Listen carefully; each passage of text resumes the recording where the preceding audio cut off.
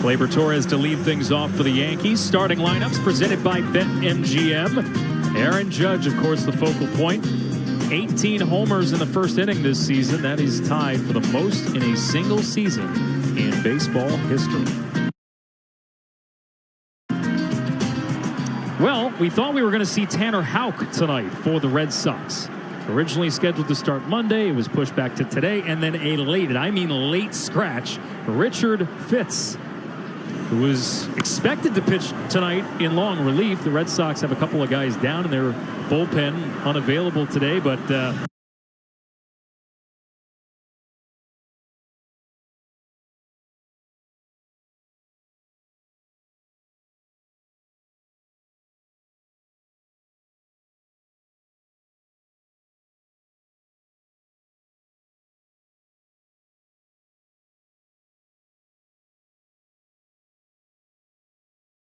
here you go. Take the ball at Yankee Stadium in a playoff chase. Well, and I guess it's fitting, too, because Fitz was traded for Alex Verdugo in one of the rare Red Sox-Yankees trades.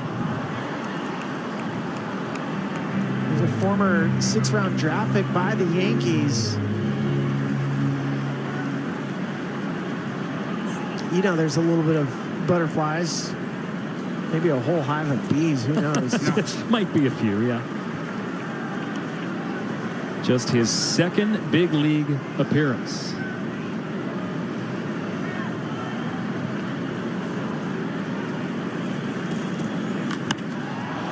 High drive from Torres, right field, but playable for Abreu in front of the track. Let's spill the beans on Fitz for tonight. Give him Fitz. Like, he has a good cut fastball. There's a natural cut to it. He has a good sweeping slider too, and then ride that adrenaline. You know, when you get asked to start right before a game, you don't have time to overthink it. So he didn't have last night to go to bed thinking, oh my God, I'm going to pitch for the Red Sox against the Yankees. You haven't had time. There's no time for that. And I guess Tanner Houck's arm is tired right now. Well, that was the speculation.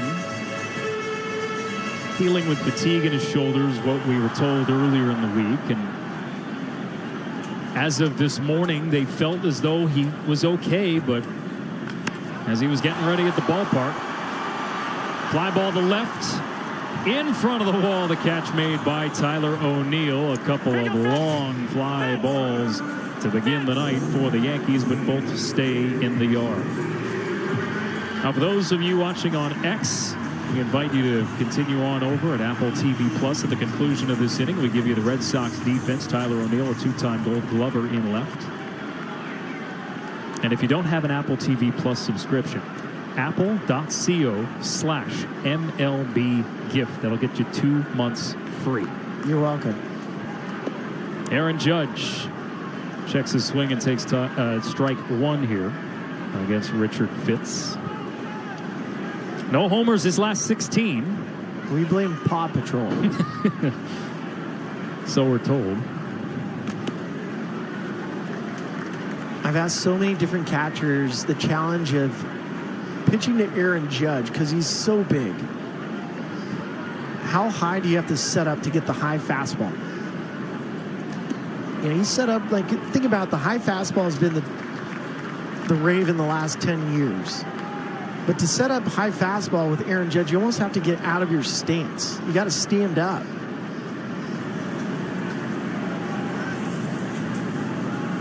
No. 3 balls and a strike to Judge, who leads all of baseball in walks this season. He's the most incredible hitter, especially given his height. You know, I talk about how height is such a detriment to good hitters. It's not to Aaron Judge. Couple non-competitive pitches. That's the 5-pitch walk to Judge. It's pretty incredible. And the fact that he's hitting for average, not just for power. It's been a rare lull, 207 over the last 16 games. I mean, he legit does it all. He's the captain. Yep. He's playing center field, which has wear and tear on his body. There's Austin Wells. We'll talk about an under-the-radar story that might come to the forefront here late in the season when it comes to awards voting. former first-round pick of the Yankees, has been great in the cleanup spot where they've had some fits and starts this year. Hitting .308 from the cleanup spot. The rookie from Scottsdale, Arizona. Another legendary Yankee mustache that he's rocking. Well, I think a lot of what has helped Austin is the fact that he got a call-up last season and had some success. No. And a lot of organizations that put their young prospects into the big leagues in September, it benefits the next year. Pitch count is very loud. 2-1. Jonathan Payne behind home plate tonight wearing the mic. He's also known on social media as the Ripper.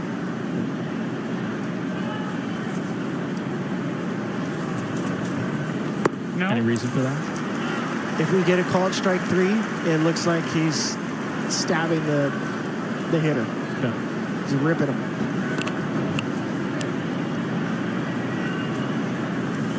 Three balls and a strike to Wells, the Yankee catcher.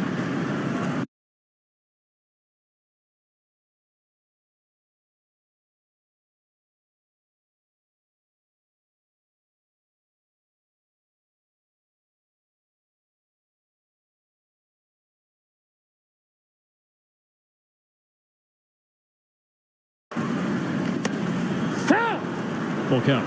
3-2. 19 games with the Yankees last September.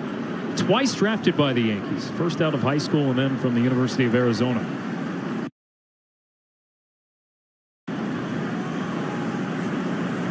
Judge will get a head start. There he goes, and the pitch fouled straight back. This was a back-breaking homer Monday. Game 1 of their series against the Kansas City Royals to blow it open late. He's had a lot of these. And Kansas City Royals, they played some tight baseball games against the Yankees. We saw him last week. No. Judge again takes off. It's ball 4, low and in. And Austin Wells is certainly earning some chatter in the Rookie of the Year consideration in the American League. He and Willie Abreu of the Red Sox neck and neck. Yeah, and I would always lean towards a young catcher. They get my vote just because there's so much more required of a young player, especially behind home plate. You know, managing a bullpen, managing a starter multiple times through the lineup. They're having a game plan. There's not enough time with pitch calm to look into the dugout and kind of think things through. You got to go. There's Giancarlo Stanton. No. Holds his swing. Nice block from Connor Wong. You talk about Richard Fitz on the mound here tonight. Coming off his major league debut against the White Sox. A little bit of a different lineup he's facing here tonight. He was efficient. 5 2/3, 6 hits, 2 allowed, none of them earned. But he did not have to face this type of murderer's row. Nobody does. No. And he's nibbling right now. 2-0 to Stanton.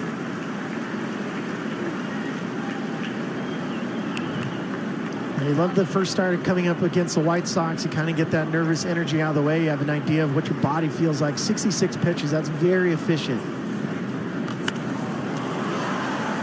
But this Yankees lineup completely different than the White Sox.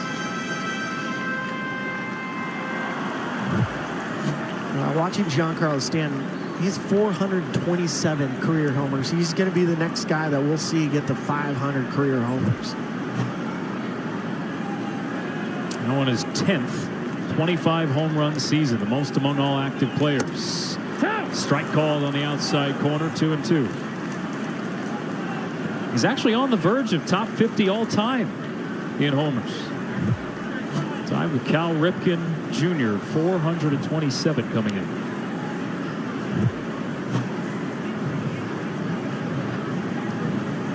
Of course, he's had trouble staying healthy.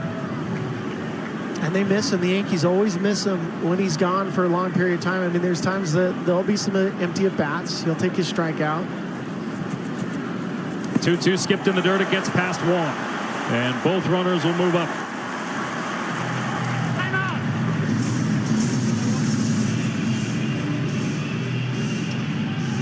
Here's a challenge. For Fitz, you're trying to make too good of a pitch with 2 strikes. You're trying to throw the greatest slider he's ever thrown in his life. You know, you're going to have natural nervous energy playing in the Bronx, Yankees, Red Sox.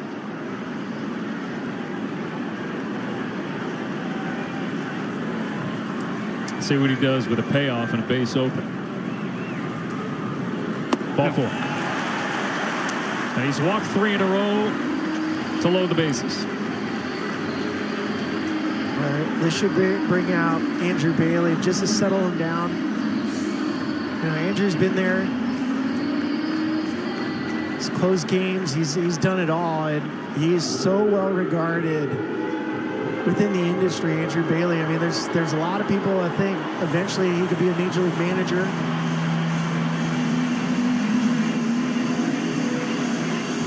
Take a look at the bullpen availability for the Red Sox.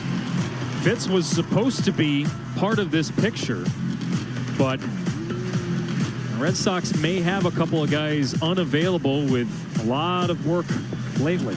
Yeah, this one's going to hurt for the Red Sox. I mean, this is the game, especially in a 4-game series, game 2.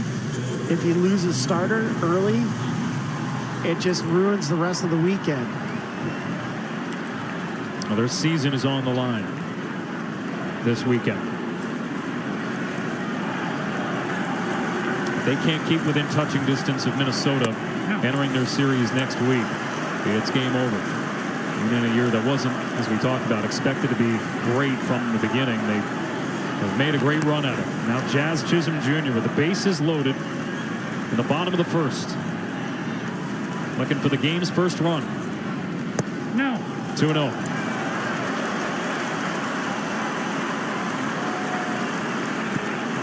Been great since coming to the Yankees, just a hair under 300 since being traded to New York. I'm all in for swinging 3-0, especially bases loaded, but the way towards him, usually that means you can swing if you feel it.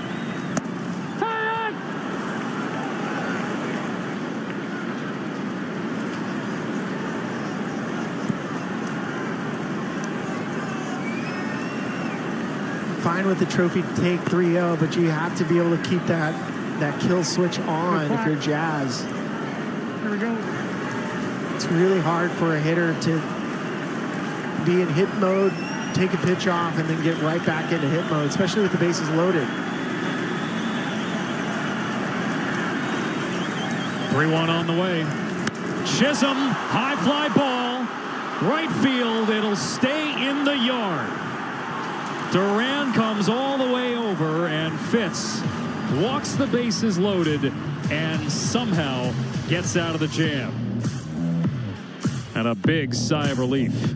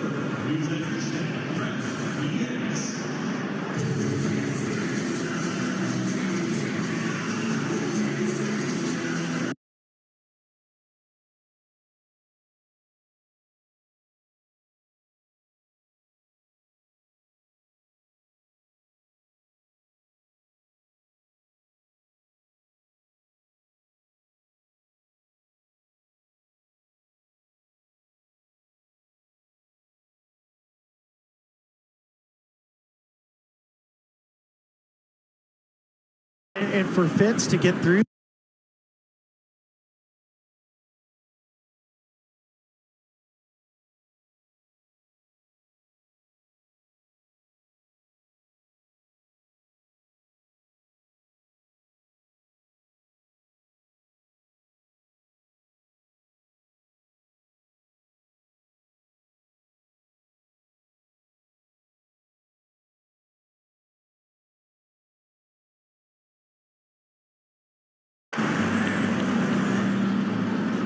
That's a fortuitous bounce for the fielder.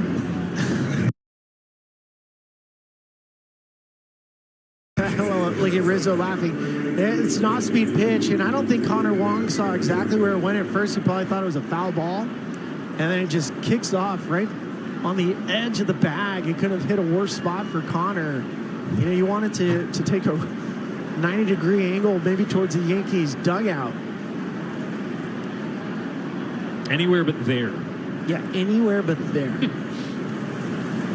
There's Willie Abreu. He's talking about Austin Wells in the Rookie of the Year race in the American League. It's hard to actually find skiers who led it most of the way. Jackson Merrill in San Diego. Yeah. But Willie Abreu's put up a great year for the Red Sox. Well, and I played with Carlos. Ground ball is second. Torres, 2 gone. Carlos Gonzalez won a batting title. He was one of the best players to ever throw on a Rockies uniform. And I think Willier has a chance with his skill set to be in that conversation. There's Rafaela, David Hamilton, UT guy, University of Texas. And that's going back to what we were saying. Like, this Red Sox team is really unique. They're fast. They can hit for power. They can score in a variety of ways. Tristan Casas here, coming off a long injury layoff. But you're right, and it seemed to turn, I want to say about a month and a half, 2 months into the season when guys like Casas and Trevor Story were down with injury. Pitching-wise, they were banged up. There's a high fly ball to center. Well, the Red Sox found some speed on the base paths. It changed their fortunes. Well, they are hanging on by a thread now. 1, 2, 3 innings for Schmidt. Still scoreless in the Bronx.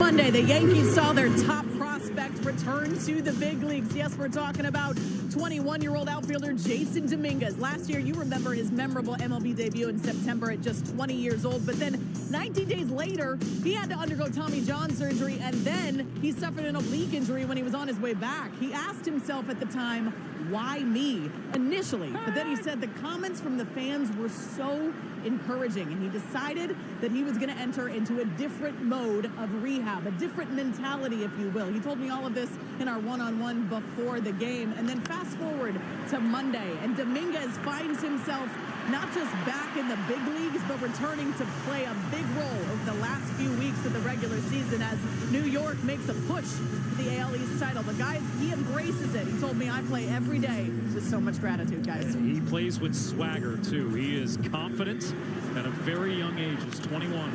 Well, for Rizzo, he just came back off the IL, and he's had an injury-plagued year. But seeing Rizzo back in the Yankees lineup, last night he was hitting 8th. Just the length of this Yankees lineup now is starting to come together. Not only that, but also his glove being back is important for him. So important. Here's Anthony Volpe.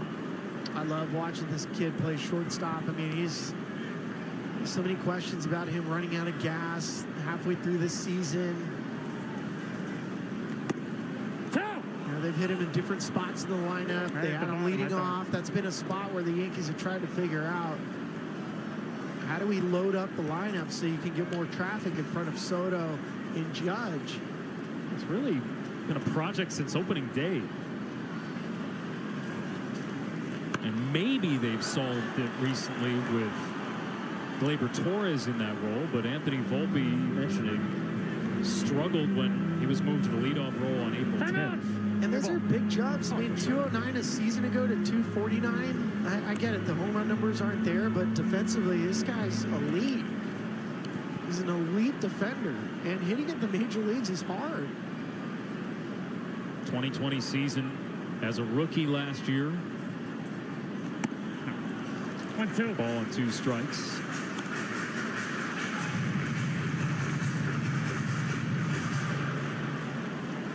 "35 pitches now for Richard Fitz.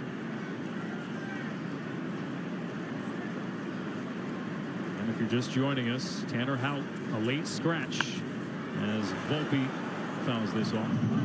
Half swing. You can see the Yankees have really fouled off a bunch of tough pitches. He hasn't been really fooling anybody. He's even in balls to strikes. That's not a good ratio. You want to be throwing 2 strikes to every ball. That's the ideal ratio. 1-2, and Volpe again spoils it.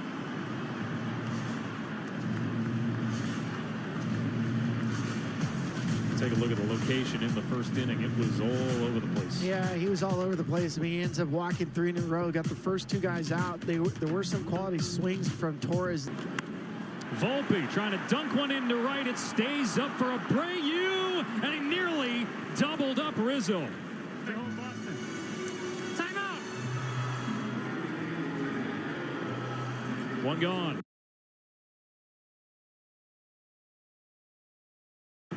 Right field at Yankee Stadium is the shortest right field for a lot of visiting outfielders. You come here and you don't feel comfortable. You think you're too shallow.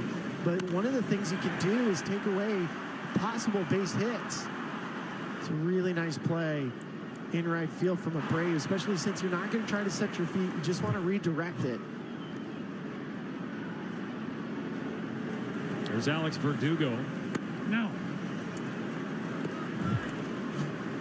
Every time you get a chance to just try to get somebody running back to first, you just want to redirect the baseball, and it's smart, too, to bounce it. It's a young outfield for the Red Sox, especially with Abreu, has been impressive.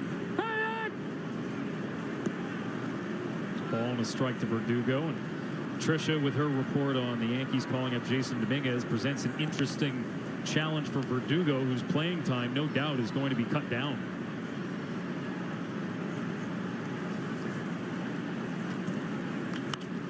Well, the thing is, if baseball is emotional, and when a player is playing, especially over the course of the year, there's been times where Verdugo's been really good. We know how good he is in the outfield, but when you lose playing time, you now want to kind of stick it, right? You want to go off. You want to prove this is why I should be playing, not a 20-year-old. Verdugo facing Fitz, who were traded for one another. Timeout. Only the 8th trade completed between the Yankees and the Red Sox in the divisional era, 1969 to the present. And both these guys know it, too. It's personal. Well, Verdugo matchups against the Red Sox this year have definitely been personal. Pops this one up to left. O'Neill is there. 2 gone. Let's take a look at pitching decisions presented by Sage, and it was the last at bat last inning. Jazz Chisholm comes up, bases loaded, 3 consecutive walks. First pitch outside, ball. Next pitch outside, ball. 3-0. Trophy take right on the edge at 95, and then 96 down the middle, just missed by Jazz. He ends up sneaking out of the first inning. You can see Jazz is still upset about it. Yankees left the bases loaded twice last night. They left 10 on base in all. Twice, Volpe had a fly out with the bases loaded. In fact, 3 of his outs wound up stranding 8 of the 10. No. Lineup turns over here to Gleyber Torres.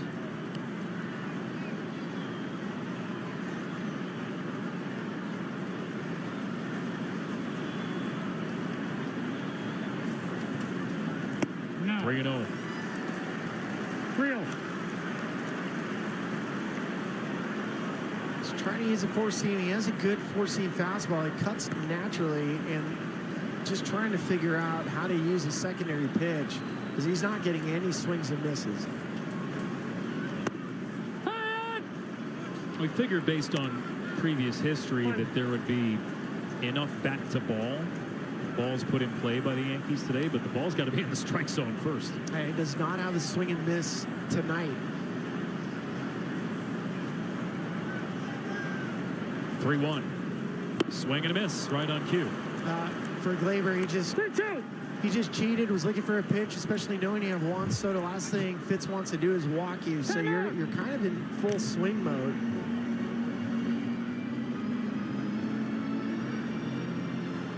That's where the fastball needs to be, is right at the very top of the rail, if not above it.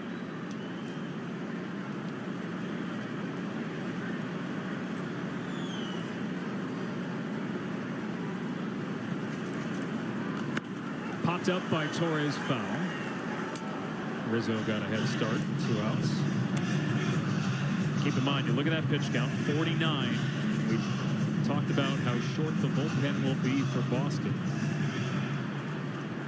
Torres, of course, has been terrific since moving to the leadoff spot. 1 for 5 last night, went Oppo for the leadoff homer. And Torres goes opposite field again, but Abreu has a beat on this one. A lot of flyouts. In fact, that's where all the outs have been for Richard Fitz, but he's been able to sneak through 2 in the Bronx.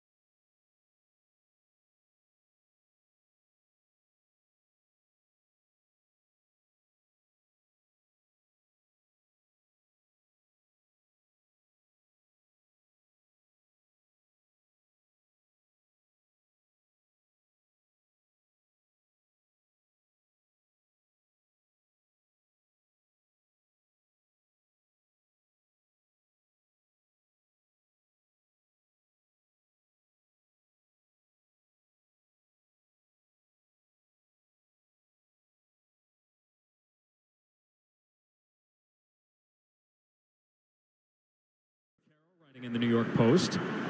All right. The Yankees may not scare anybody outright. They may not be dominant like they were the first half of the year. But how about the other teams in the American League? Do they scare you? The Astros will always scare me, and they'll always scare Yankee fans, too, because it's been 7 straight. 7 straight American League Championship Series have gone through Houston. Houston's playing well.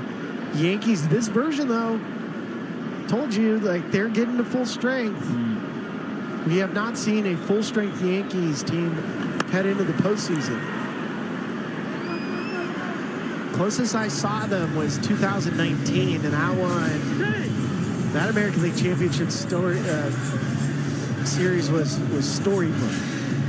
Not for Yankees, but for the Astros. That's the one where Jose Altuve walked it off against Aroldis Chapman. Yankees haven't won a pennant in 14 years. Second longest drought in franchise history.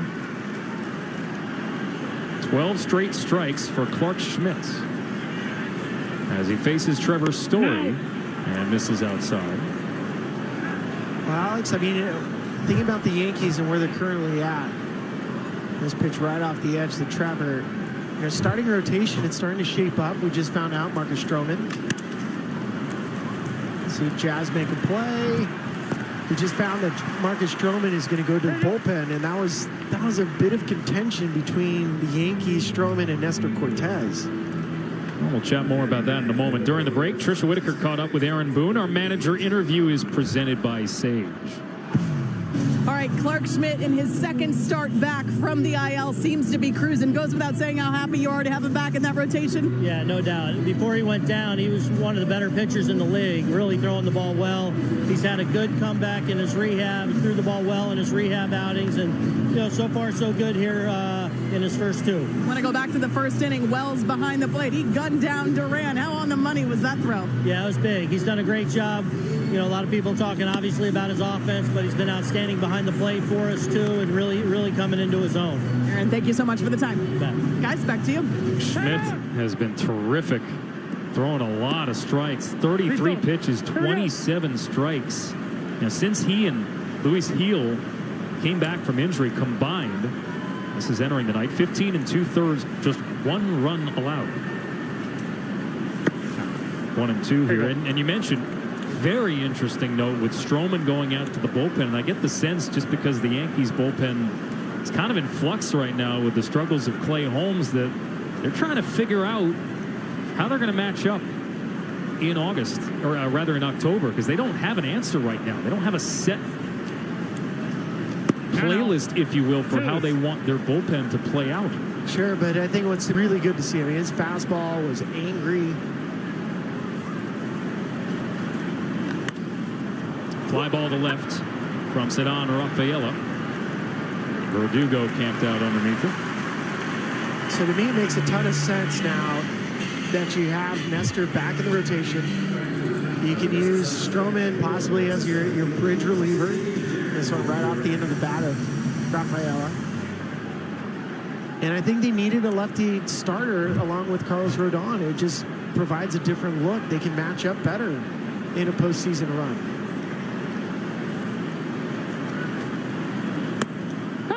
And then you start thinking about, okay, are we looking ahead at a best of 3 or a best of 5? Are you winning the division or are you in the wild card?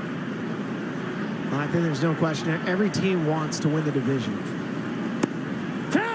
Even though the bye has proved not being a great thing for any of the teams in the wild in this new era. We've seen a lot of wild card teams make it to the World Series, but it's a really small sample size. I think the buys are really going to help long term.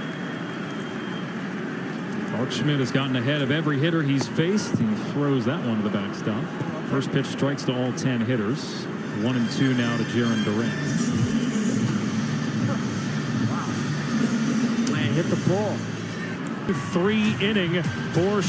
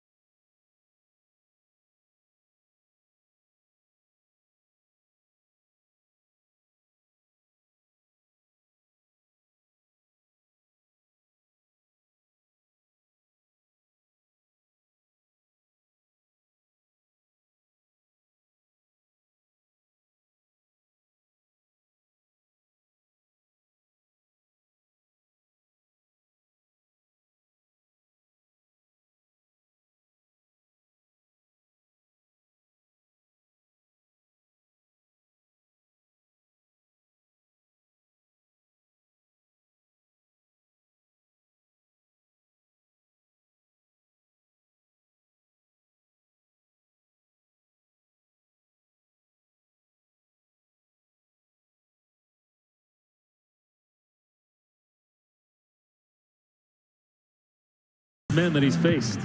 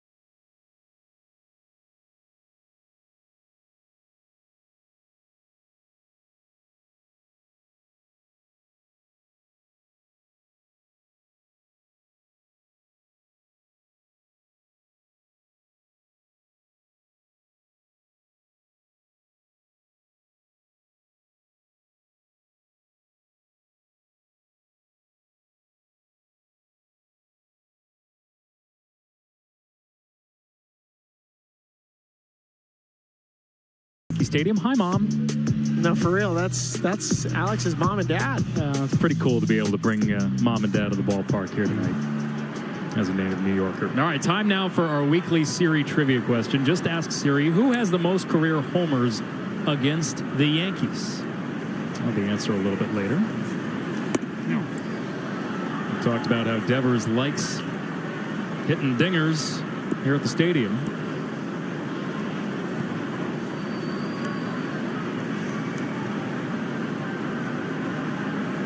He's reached base in 9 of his last 10 plate appearances against Clark Schmidt head-to-head.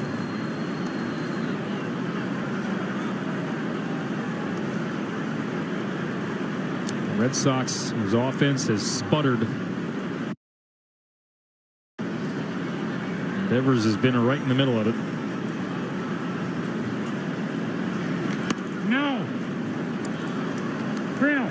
Yeah, the thing with Devers is, at least defensively, he's still been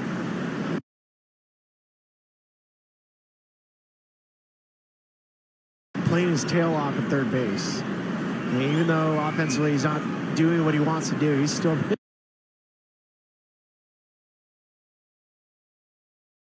good at third. How about last night?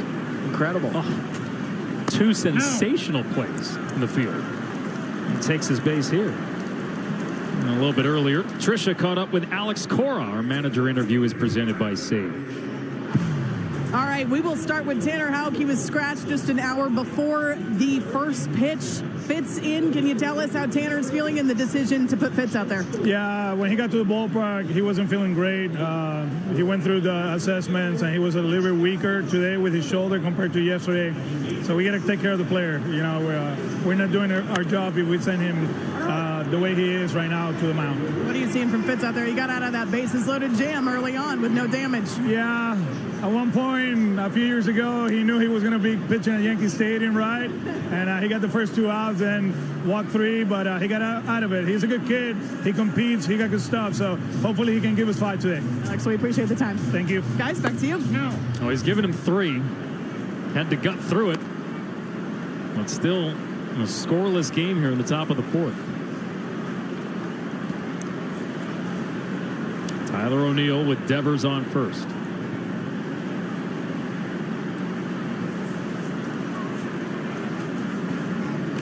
No.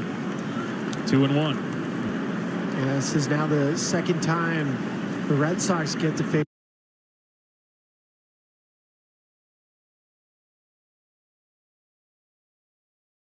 Schmidt.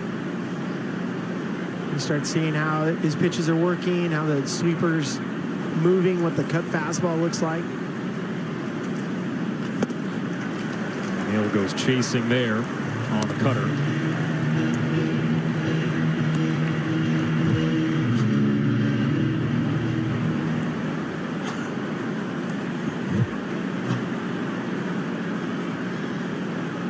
One for 3 last night with a double.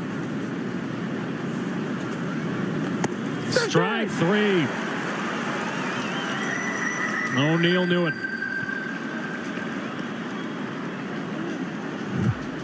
Now you get to see the ripper. This is a 2-seam fastball. Runs its way back. There's a ripper. And O'Neill swung at a pitch wild off the plate, and then Schmidt throws in that same little location and runs it back.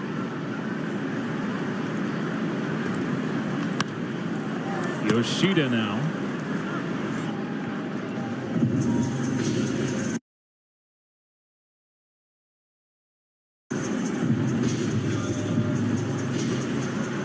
Schmidt pounding the strike zone early tonight.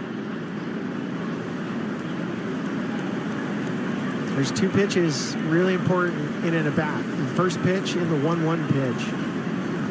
No! Yeah, you want to quickly get a hitter 0-1, and then in this scenario, you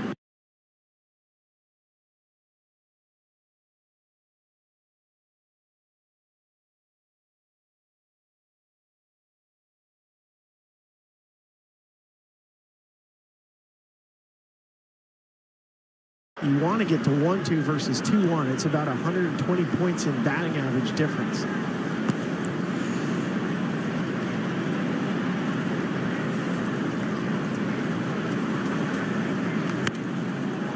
One and 2 to Yoshida. Very close. Came back from that sprained thumb in June. Wasn't producing right off the bat. There's a lot of chatter in Boston. And, well, is he going to be all right in the long run? He's turned out to be great. Schmidt taking a little wander off the mound. Walkabout. Yoshida rolls one to second. Torres will only get one. He's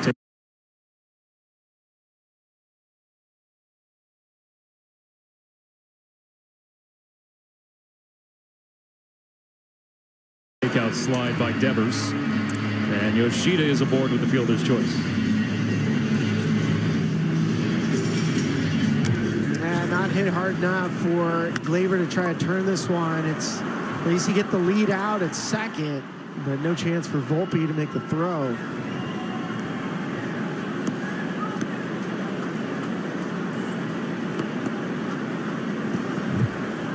I'll bring up Connor Wong. Sharply hit ball his first time. It ricocheted squarely off the first base bag, right to the waiting glove of Anthony Rizzo. Strike 1. Maybe a bit off the plate.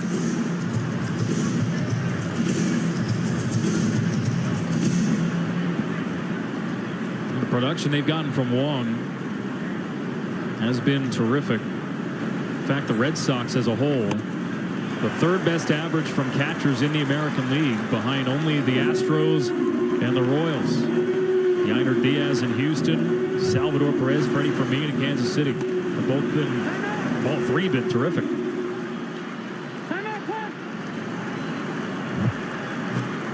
Clark keeps moving around. I don't know if he's uncomfortable or what it is. I mean, he was on the IL for a long period of time with the right lat strain. Swing and a miss. Wong down on strikes. 4 Ks for Schmidt, who may look a little uncomfortable with his body language, but he's pitching a gem.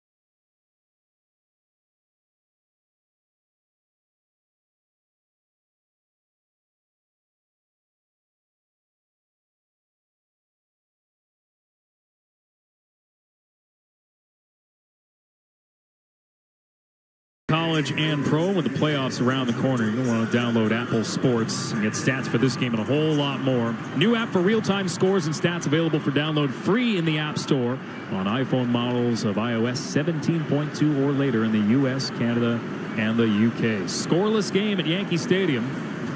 Game 2 of this 4-game set between the Red Sox and the Yankees. Bottom 4, Stanton, Chisholm, and Rizzo. This kind of feels like an important inning if you can be pitch efficient. Alex was saying he'd like to see Fitz get through 5.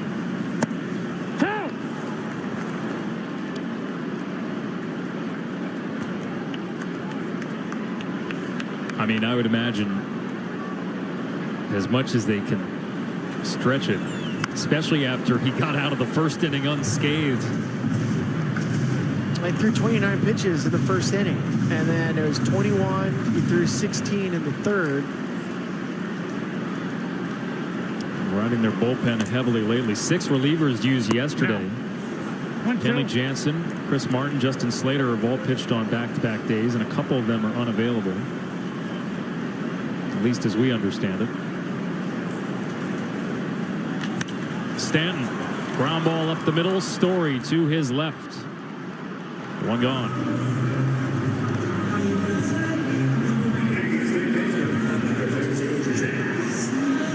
Jazz Chisholm Jr. coming to the plate. Boy, he's been a great fit for the Yankees. First walk-off hit in his big league career. Wednesday against the Royals. Infield single. I cannot believe Bobby Witt even had a play on that ball. I know, watching Bobby Witt's such a treat. No. He had an incredible first couple weeks as a Yankee, Chisholm. Homered 7 times in his first 12 games. Drove in 11 runs. Look at those numbers since he's joined the Yankees entering tonight. Chisholm, ground ball to first, gobbled up by Casas.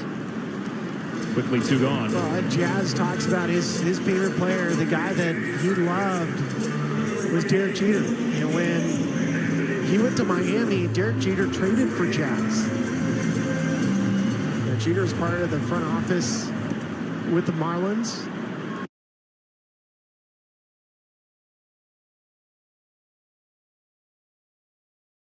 They remain close. They talk. My sense is, just going into the clubhouse tonight, there's pressure off his shoulders being here. And I get it. You're on a team fighting for a division title, fighting for a playoff spot. But you got other guys who can take the attention. And boy, do they ever. I mean, the media is all over, as you can imagine, Soto and Judge, and every request under the sun. And Yankees PR, will give them some grace. They have to field a lot every single day. No. Yeah, I mean, 2-1.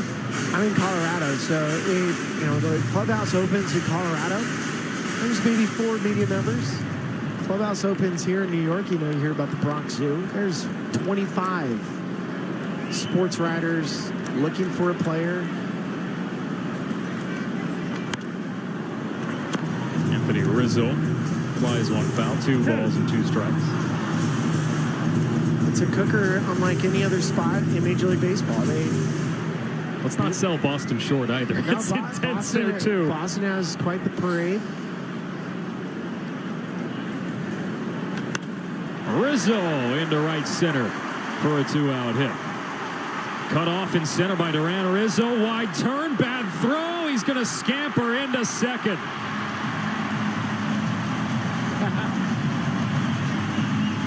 I love this place so much, Alex. There's so many things that are right here. Look, Anthony Rizzo is not fast. He's not fast at all, but watch him. He's keeping his eyes and he's keeping his feet moving. So he's watching in the outfield. He's thinking, I'm not going to stop until you stop me. Duran gets to it, and as soon as that ball's in the air, Rizzo just continues to move forward. See how his eyes are up? Volpe laying down a 2-out bunt. It's foul. He does that from time to time. Yeah, I mean, you might get multiple trains of thought. First off, go back to Rizzo and Little League, high school, college coaches, clip that, what Rizzo just did, and show your players this is what happens. You don't have to be fast to take an extra base. The second one, Anthony Volpe trying to bunt with 2 outs, is not everyone's favorite because you still require another hit.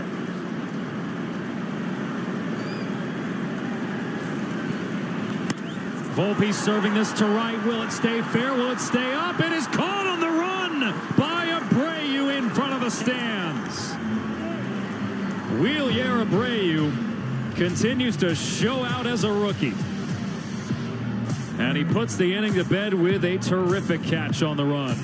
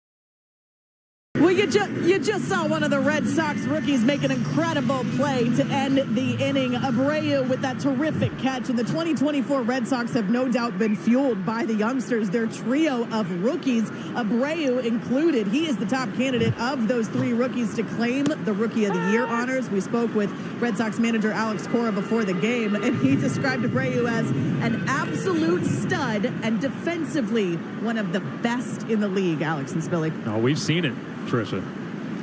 And it's been fun watching the growth of this team over the course of the year and to see these rookies grow and develop before our eyes. Well, outfield defensively, the Red Sox are one of the best total outfields in baseball. Also, when you make a good defensive play, it usually leads to a good offensive performance. Well, he hit that one on the screws, but on the ground and right at Rizzo. Schmidt off the mound to cover. I think this Red Sox team is going to be really good next year. And who knows if they squeak their way into the playoffs this year, but they're set up well going into next season, no doubt.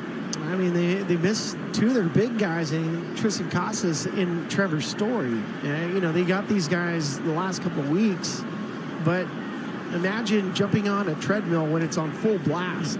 That's what these guys are trying to do when it comes to their timing. The rest of the league is they're good. Pitchers are in a good spot.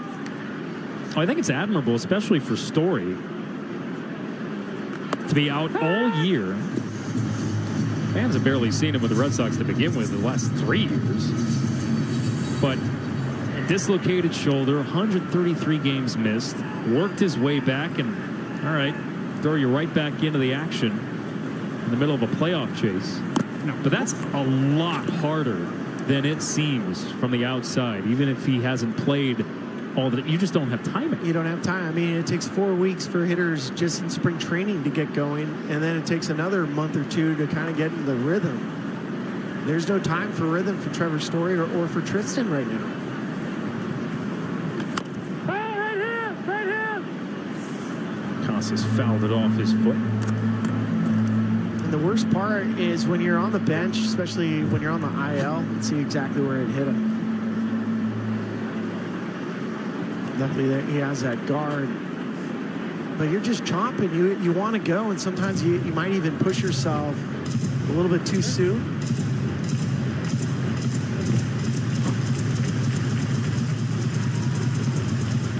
Here we go. Trevor Story, 6 seasons in Colorado.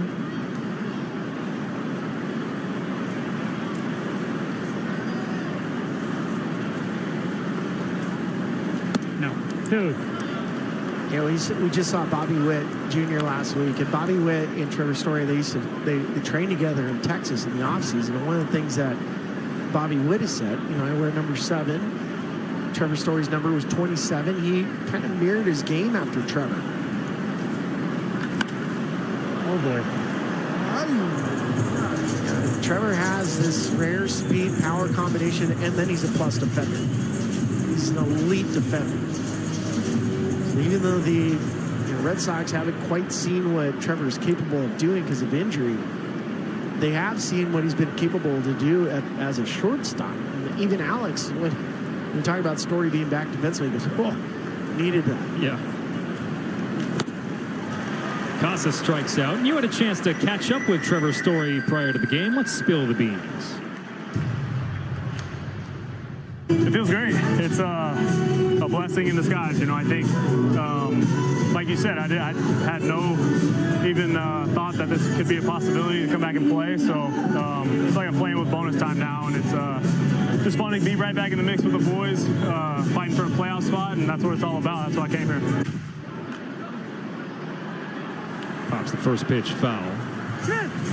Gotta take the ball. 68 games missed in 2022. He's hit by a pitch on his right hand. And 119 last year with preseason elbow surgery. This year, all the time missed with that shoulder injury. But you saw how he ranks defensively. No. With those counting stats in defensive runs saved, outs above average, etc. Even with a limited number of games played, he's still among the league leaders.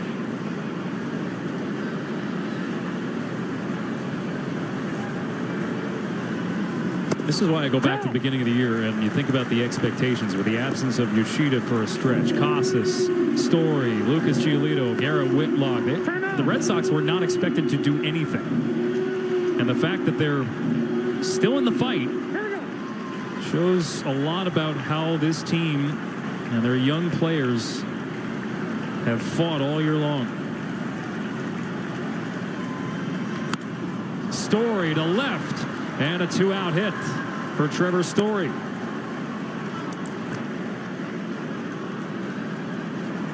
We'll keep the inning going for Cedon Rafaela. Now we'll see if Trevor tries to take off and steal second base. Just a spinning off-speed pitch, sits in the middle. And it allows Story to kind of catch up. Your timing's always going to be a little bit off. That ball off the end of the bat.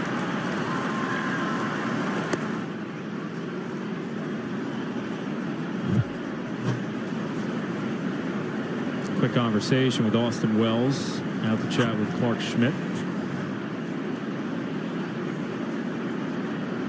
Red Sox have not yet had a runner in scoring position tonight. Jarren Duran led off the game with an infield single, caught stealing.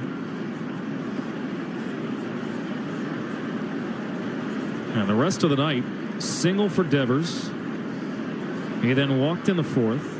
Yoshida reached on a fielder's choice, and now Story. That's it in terms of base runners for Boston. Schmidt had not allowed a hit to the previous 14 batters. And now with 2 outs, here's the rookie Cedon Rafaela.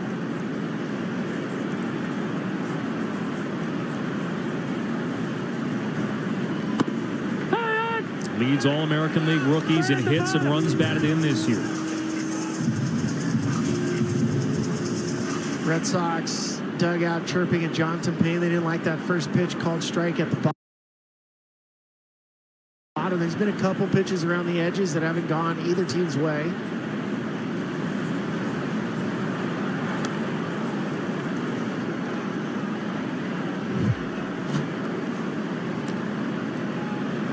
Depending on who you cheer for tonight, you see that pitch in two different ways.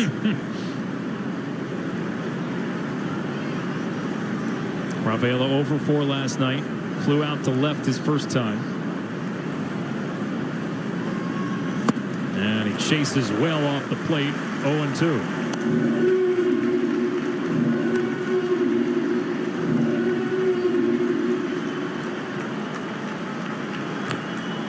One of the top rookies in the American League. He's so versatile. He can play shortstop, second base, center field. Yeah, he's actually moved to second base recently just to keep him in the lineup. Hey, we've heard about it. He could be a premium shortstop if you wanted him to. His pitch is right off the end of the bat. He could be a premium center fielder.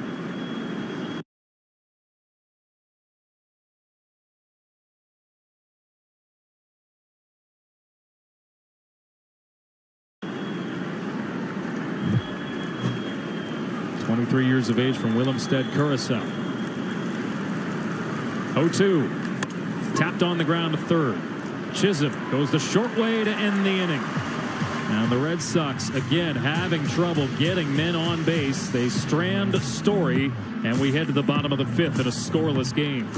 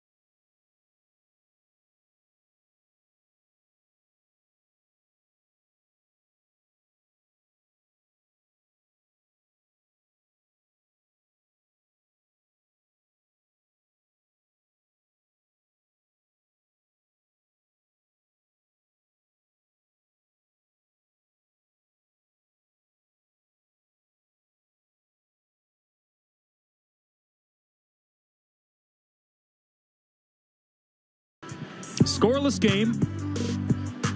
Bottom of the fifth here at Yankee Stadium. 9-1-2 due up for the Yankees. Verdugo, Torres, and Soto. And it is still Richard Fitz, whose season high in the minors was 88 pitches.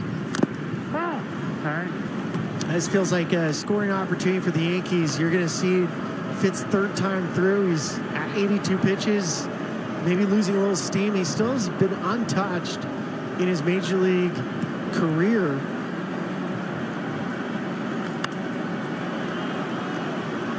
His first start, it was against the Chicago White Sox.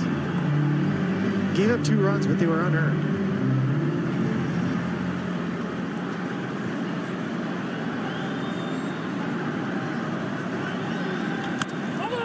on the ground from Verdugo to a charging Rafaela.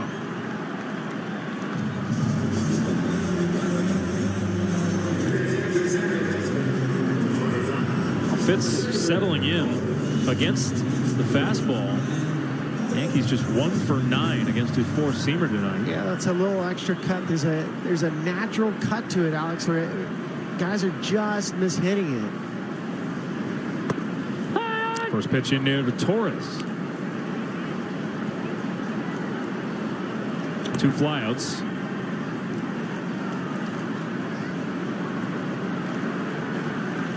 First one went a ways to right. This one on a line and a right at a Brave. All 3 outs to right. And now Juan Soto with 2 gone. Boy, Alex Cora, he might get those 5 innings after all if they can get through Soto. Yeah, they're holding their breath right now for Soto. Yeah, because we know Soto can work a walk, and then you get Judge seeing him now a 3rd time. No.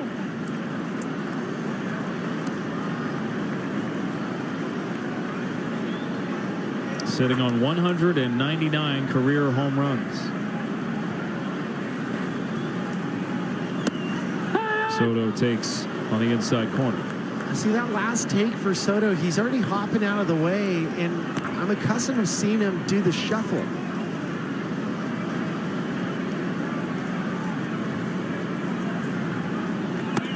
Count. 1-2. As Fitz dots the corner. The Yankees entering the day 2 games up on the Orioles in the American League East. Strike 3 called. Soto is rung up, and Richard Fitz, told he was going to start tonight's game just a couple hours beforehand, has gone through 5 scoreless at the stadium.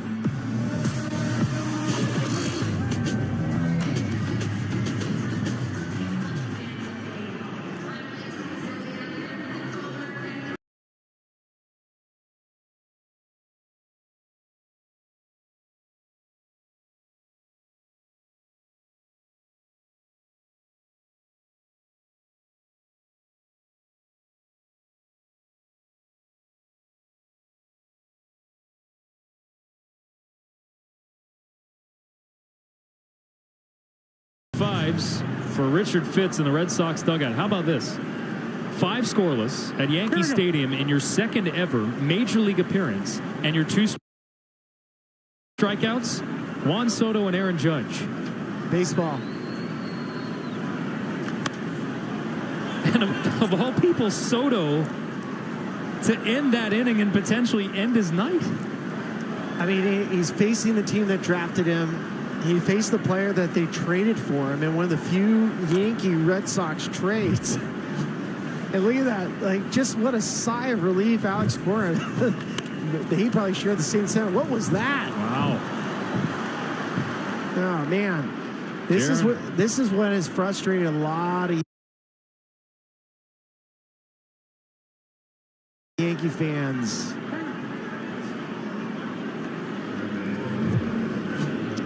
Watch Gleyber at second base. I'm not picking on him at all, but there's no move to try to get that ball. He was expecting Anthony Rizzo to get it.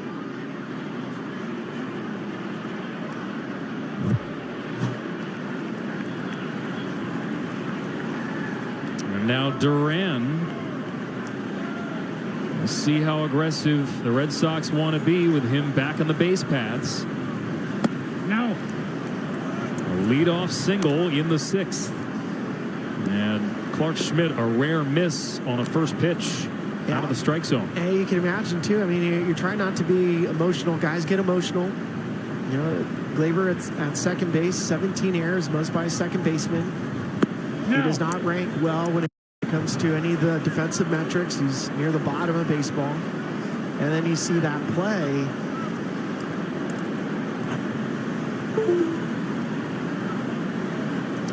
Leiter Jr., who's had an up and down season, warming in the Yankee pen. No. And it's 3-0 to Rafael Devers. You at least want to see him continue to take a couple of steps, not just freeze and stop. That's as best as you can hide your disappointment. Mile high pop-up from Devers. Soto is there. Trisha, you have more? Yeah, let's talk a little Devers, guys. He's the leader of this team, and he's channeling the power of positive thinking during these final 15 games of the season. After that walk-off tough loss last night to begin this series, he told the media, listen, you have to stay positive. You can come tomorrow and win, and then win the next 2 games, and you're right back in the fight. You have to keep playing, stay positive, and anything can happen. And guys, he also admitted, he said, I'm not going through my best moment right now, but that's part of baseball. There's times that's going to happen. You just got to get through it. I'm not perfect, but I know the kind of team that we have, guys. Yeah, I think more than anything else, Trisha, the folks in Boston, the local media, the fans, they just want the feeling of some sort of accountability from their players. And he has had instances this year where he hasn't been talking to the media after games. It's become a more regular occurrence, even to their rights holder in Nesson. Oh, there is a towering fly ball, deep left field from Tyler O'Neill to the track, to the wall. It is caught in front of the wall by Verdugo. O'Neill gave it a ride, and it stayed in the yard. A collective sigh for Yankee fans. This ball is blasted. Alex, it's 105 off the bat. This is a homer. This is a homer specifically in Fenway. And as O'Neill's getting out of the box, I mean, the way he hit that, he was like, yep, I got that one. He did. My turn. Even Clark is like, oh. Got away with one.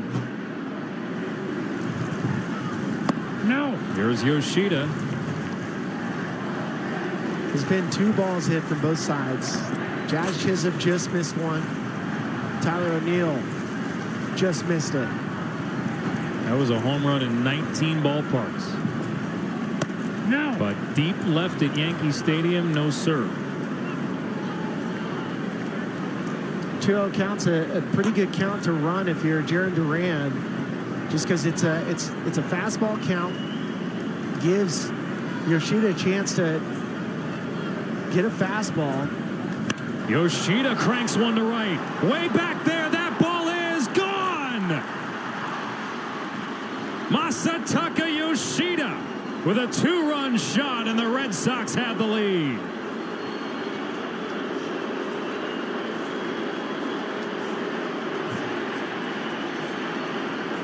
It was going so well for Clark Schmidt tonight. But that single for Duran comes back to bite the Yankees, and it's 2-0 Boston. At some point, you have to take advantage of some of the miscues, and for Yoshida-san, his 10th homer of the year, it'll run Clark Schmidt out. Schmidt pulled from the game.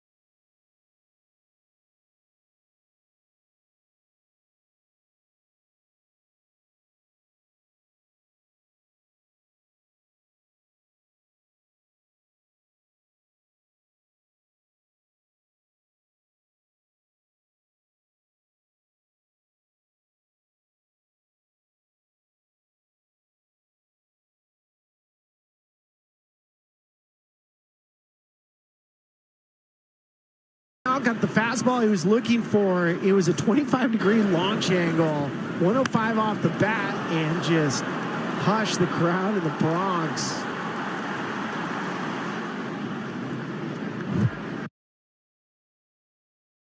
What a turn of events.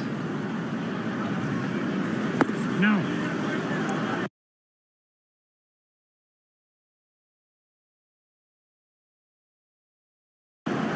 So Mark Leiter Jr. enters the game now.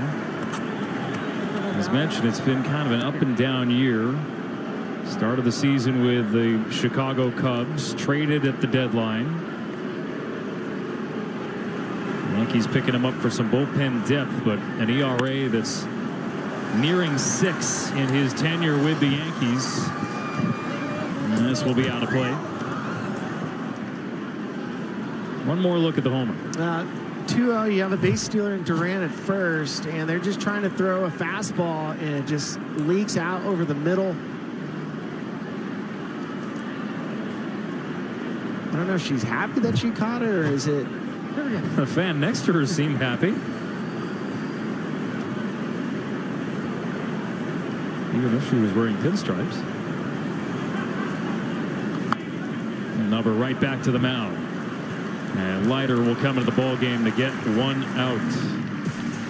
Well, you never know what you're going to see when it comes to the Yankees and the Red Sox. Another chapter in this rivalry. 2-0 Boston.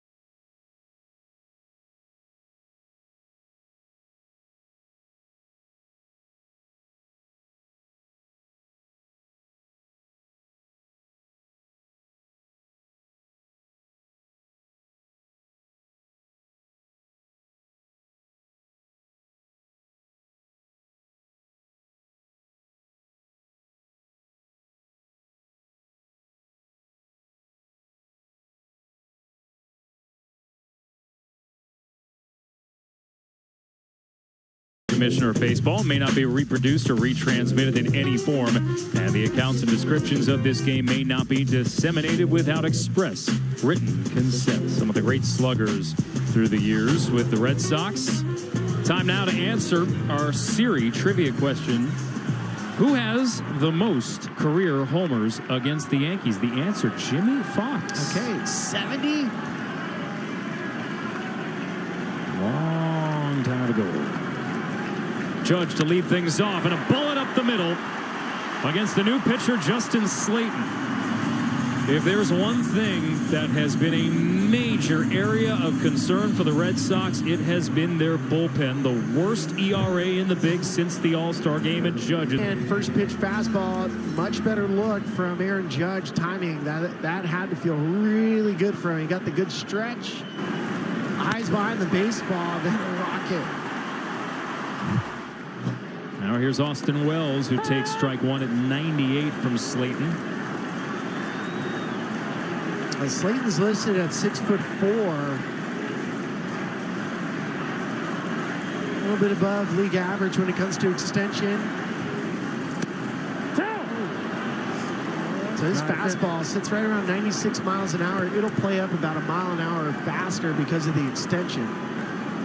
He's 90th percentile or higher in chase rate, barrel rate, walk rate.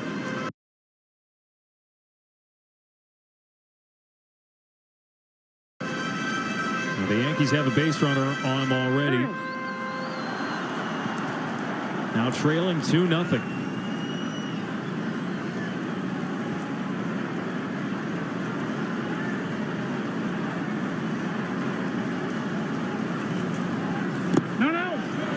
Wells lays off.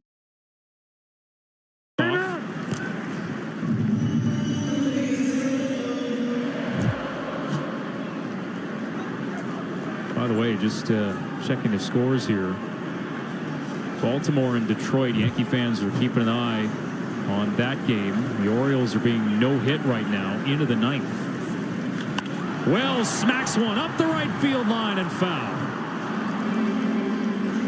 Just in front of it.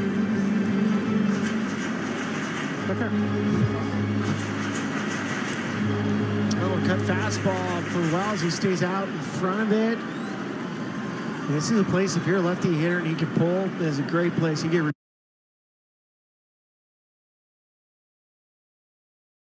rewarded for it. Wells strikes out. Slayton went to the off-speed stuff and got Wells to chase. So Judge still at first with one away. Tricia? Yeah, guys, you mentioned Judge with that base hit. Certainly a breath of fresh air for him. We know he's in the midst of a 16-game homerless drought. In the last few weeks, his numbers have certainly suffered. But Aaron Boone said this last night. He said, listen, he's got 51 home runs on the year. Last night, he just missed one. He said, home runs, even for guys like him, they come in bunches. You're going to have those stretches, guys. Oh, and if he tags a ball like he did to begin the inning, might be on his way. Stanton with a base hit to left. And now the Yankees with first and second and one out. He just gets on the side of his sweeping slider and barrels it up for Giancarlo. He's so strong, he just rips it through the infield. It's 107 miles an hour of Aaron Judge. This is the third straight night for Justin Slayton pitching in a game. And the Red Sox and Yankees both have played back-to-back extra inning games coming in. Now here's Chisholm. Infield shift on. Well, the benefit for Slayton is that he has a little bit of a reverse split, so he is really, really hard to hit for lefties. Second big at bat for Chisholm, trying to lay down a bunt.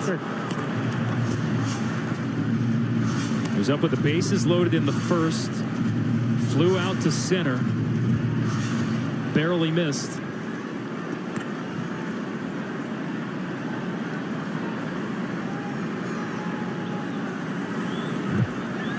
Like he was trying to push that one.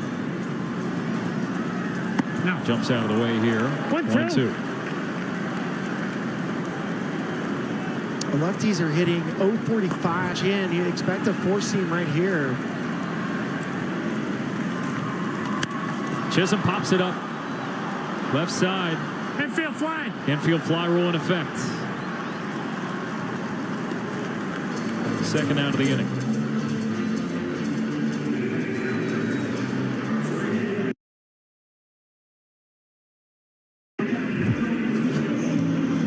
There's a four-seam fastball, top rail. Just so hard to hit, especially after he throws the off-speed pitches. Jazz disgusted with himself.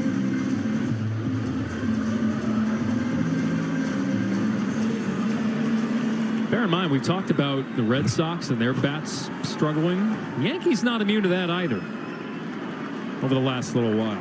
The Royals really stymied them for a good chunk of that three-game series. Shut them out for 14 straight innings, and yet the Yankees still found a way to take 2 out of 3, including that extra inning win on Wednesday. Anthony Rizzo, 2 for 2, a single and a double. This is a huge at-bat for Rizzo. It's why the Yankees lineup looks so much longer right now. You can have the guy with the pedigree of Anthony Rizzo hitting 7th.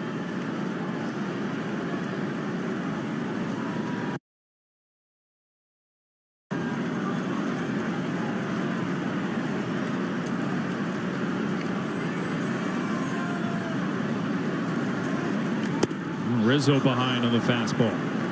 Yeah, you can tell, Alex, that last fastball, 97, it really gets on hitters. Rizzo 2 for 2. The rest of the lineup 2 for 19. Most of it against the rookie, Richard Fitz. Rizzo strikes out, and the Yankees strand 2 in the 6th. Justin Slayton comes in for his 3rd straight night of work. Gives up 2 hits, but preserves the lead. 2-0 Red Sox as we head to the 7th.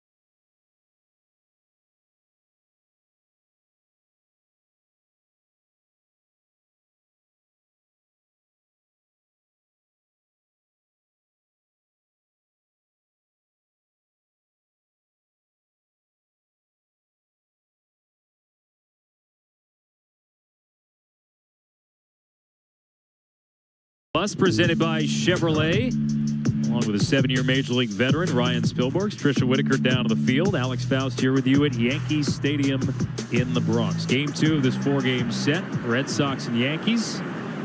Masataka Yoshida's 2-run homer has the Red Sox up 2-0 as we head to the 7th.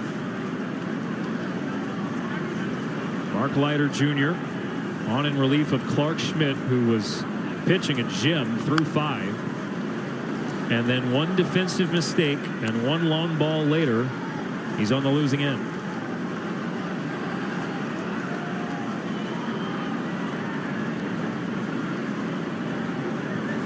And if you're Boston, you got to continue to add on.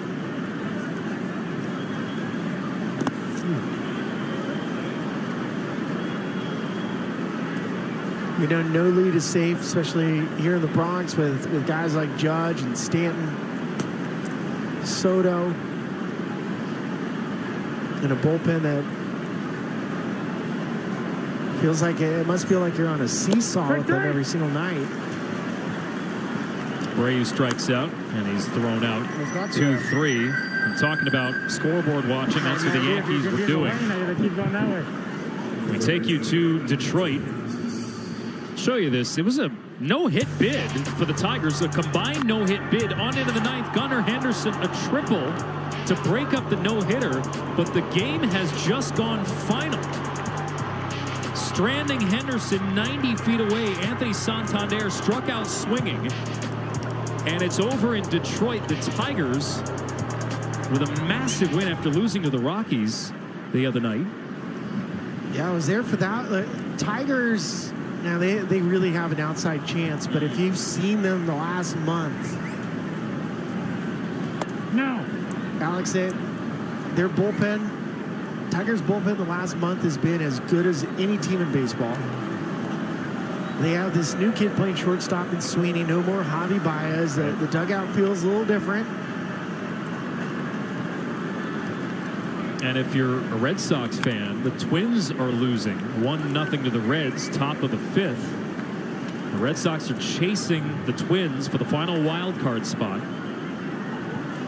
4.5 back entering today. And keep in mind, the Red Sox will face the Twins next weekend for a 3-game series. And all that Alex Cora told us prior to today is they just want to be in touching distance of the Twins entering that weekend.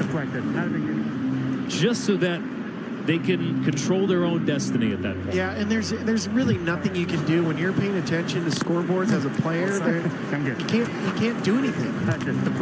You have to be present with your group only.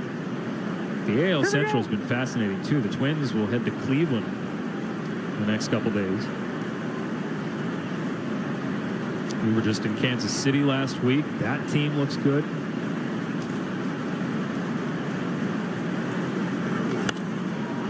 Fly ball from Casas foul. And I hate piling on when I talk about the American League Central, but I mean, it is the elephant in the room is the numbers that Central has put up against the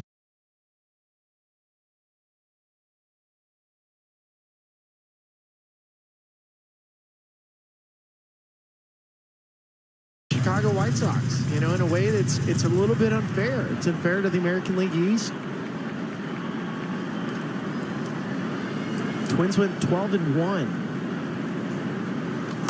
Well, it was an odd scenario on Wednesday night with those simultaneous extra inning games. The Yankees and the Royals. The Red Sox were playing the Orioles.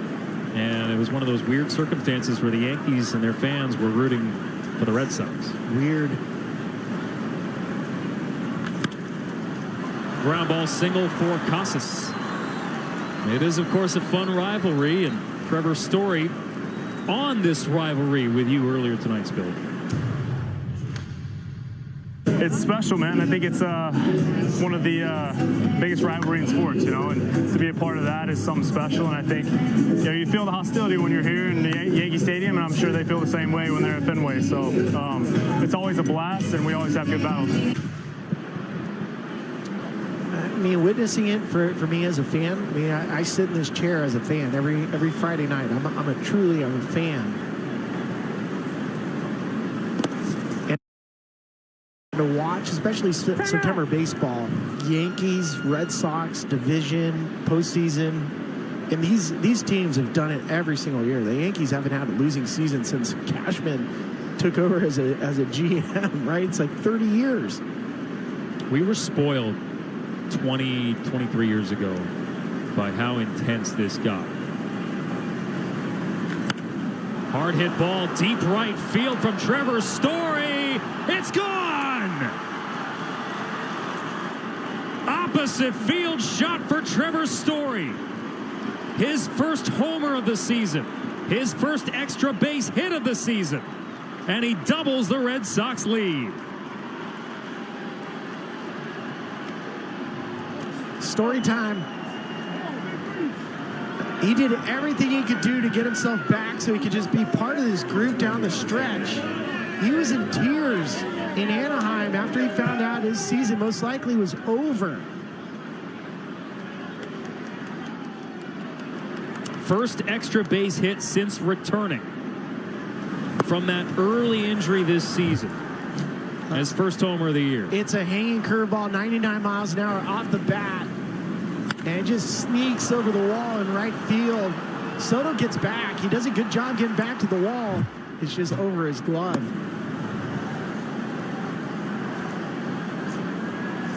Wow.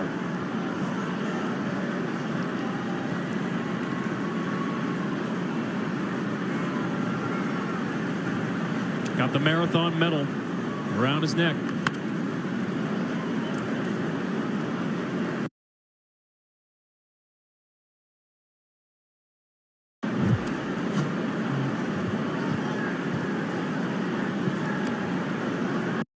Kind of tell whenever a hitter recoils, they have a sense that they just clipped it.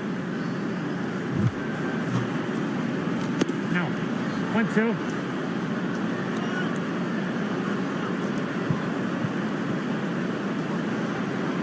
Raffy likes it.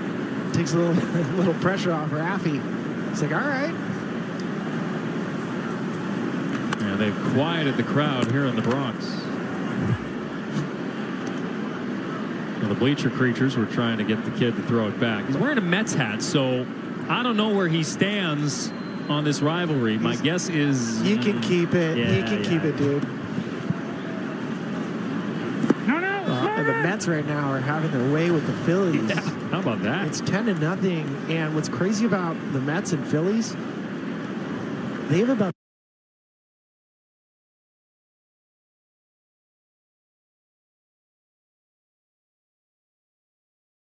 six more games remaining against each other.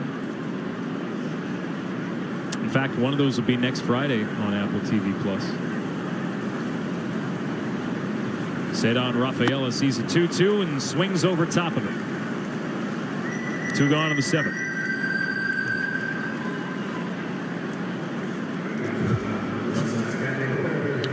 This is the curveball they were hoping to throw to Trevor Story, where it looks like it's strike the entire way, and then the ball and the bottom falls out of it.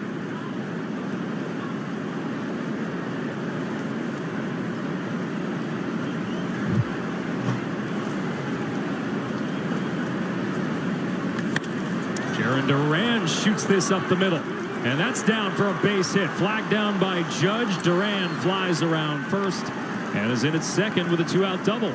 Timeout! And Mark Leiter Jr. is being knocked around here. Well, Mark Leiter Jr. was part of the trades to help bolster the Yankees bullpen, but as you look around the league at some of the other bullpen arms that went moving around, I think the Padres did the best. Gives you an idea of Jaron Duran. I love how this guy plays. Love how he plays. 45 doubles now for Jaron Duran. That's number 1. But you think about some of the bullpen arms, Tanner Scott, Jason Adam. Jason Adam was the Tampa Bay Ray, and most likely that trade wasn't going to happen between the Bronx and the Rays. But Lucas Ursig, saw him with Kansas City. He's been nasty. No.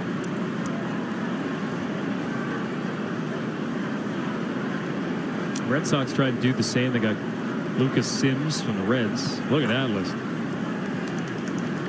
40-plus doubles, 10-plus triples, 30-plus steals. That is his league-leading 45th double of the year, Duran.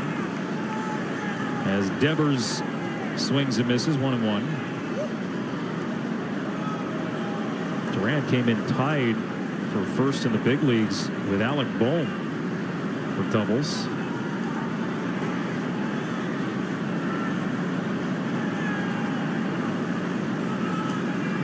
Oh, look out.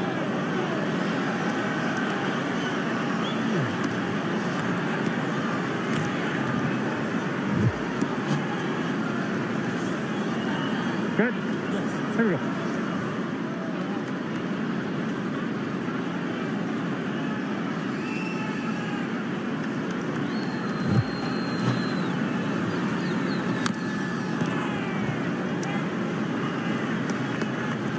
When Mark Leiter Jr. was traded from Chicago to the Yankees, he was pitching exceptionally well for the Cubs. He was doing, you know, there's the numbers just haven't been as good as some of the other relievers that have moved.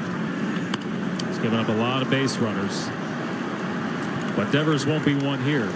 Still, Trevor Story, who hadn't had an extra base hit since that long injury layoff with a dislocated shoulder, drills one out of the park at Yankee Stadium.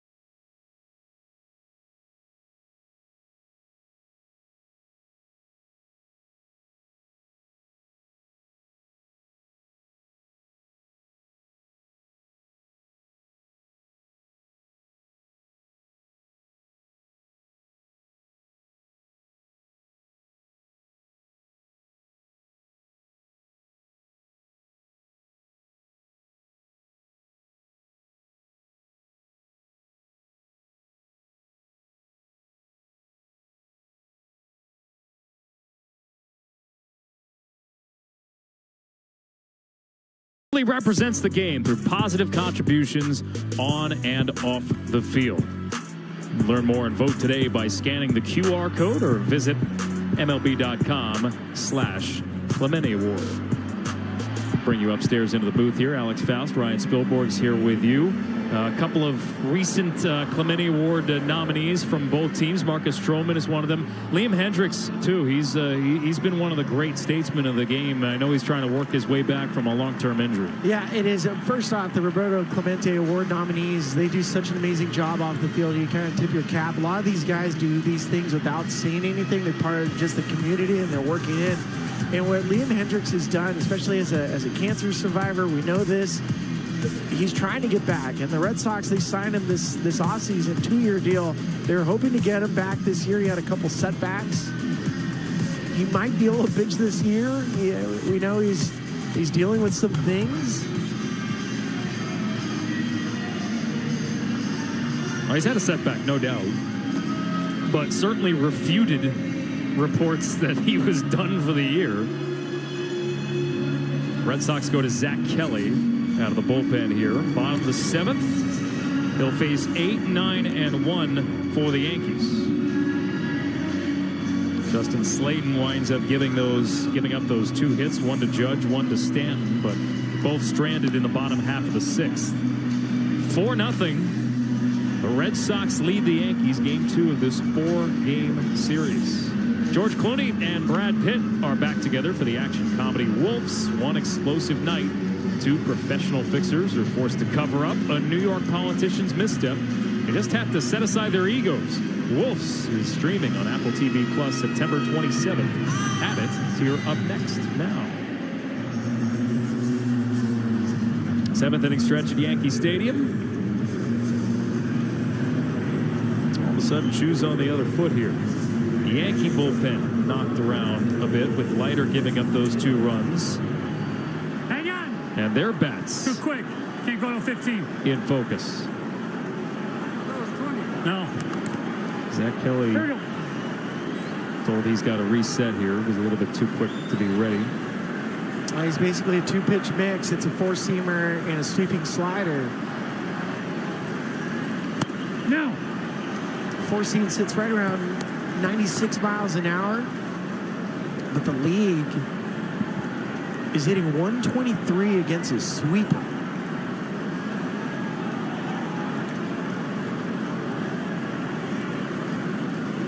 No. Yankees with just 4 hits tonight. Take a look at some of the numbers on Kelly and where he ranks. Limiting hard hit percent. No. He's behind Volpe 3-0.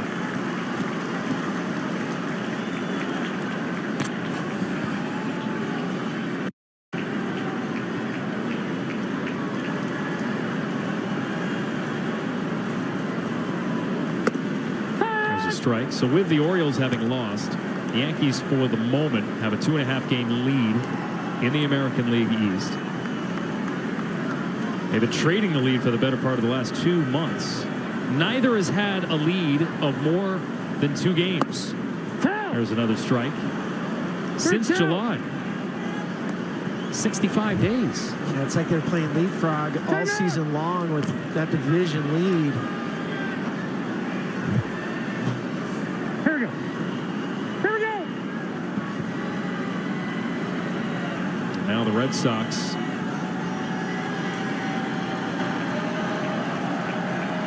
trying to climb their way back into the wild card. Up 4-0 here in game 2 of this series, and Volpe has a leadoff walk here in the 7th. Trisha, what do you have? Well, yeah, guys, you were talking about Hendriks. We know his battle with cancer well and beating it, and we also know that September is Prostate Cancer Awareness Month. One thing both Yankees and Red Sox fans can agree on is that Hall of Famer Wade Boggs was very special to both of these franchises, and sadly on Saturday, Boggs announced that he had been diagnosed with the disease, and if you know Wade Boggs, you know he's not one to let anything get him down, not even cancer. He said on social media, "I've never been a goal-oriented person, but with the strength and support of my family and my faith, I'm going to ring that damn bell. And guys, let me tell you, if there's someone who's capable of beating cancer, it's Wade Boggs. Last year I went to his house for a sit-down interview with the legend, and one of the things he said to me in that interview was just about his determination as a person. He no doubt got that from his late mother, who tragically died in a car accident. He had to work his way through that. And now, guys, he's determined to work his way through cancer. He is one tough customer. If there's anyone on this earth who can beat that, it'd be Wade. Yep. Here we go. 0-2 to Alex Verdugo. With Volpe aboard. 26 steals for Volpe. He has the team lead. Yankees as a whole don't have many base stealers. Though with Jazz Chisholm, that's changed a little bit here. And as a team, they have 11 stolen bases this month, tied for the 4th most in the American League. Well, and even on their bench, they have John Birdie, who we saw come into play last night, scoring from second base. I mean, he brings another speed element on the bench. No. And Volpe at first, he's going to leave the right side of the infield open, see if he can get Verdugo to hook through it even with 2 strikes. And you just don't want to run into outs when you know you have the top of this lineup coming up. No. 2.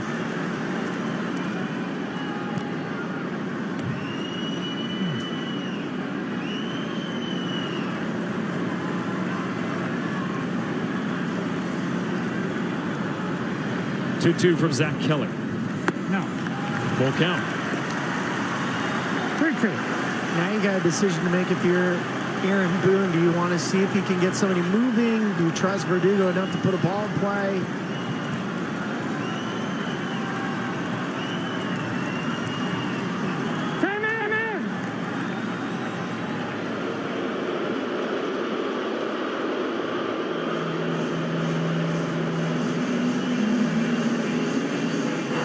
Boozer just back from a lengthy IL stint. A lefty, the only lefty in the Red Sox bullpen this morning.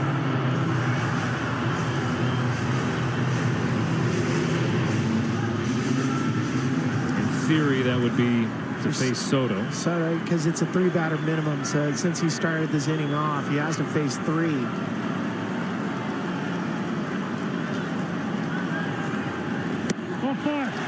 Back-to-back walks for Kelly. And even if they wanted to, they can't rescue him.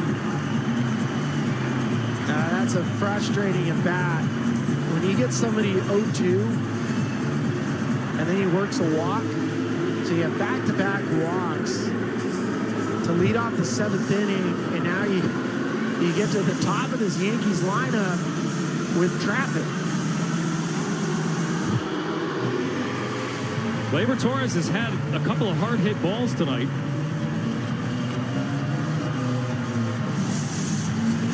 They've all become outs.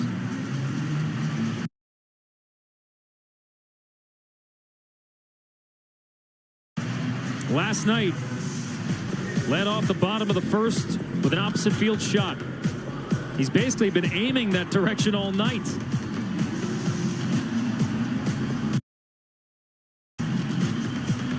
If they're going to aim to right field, this is the stadium to do it.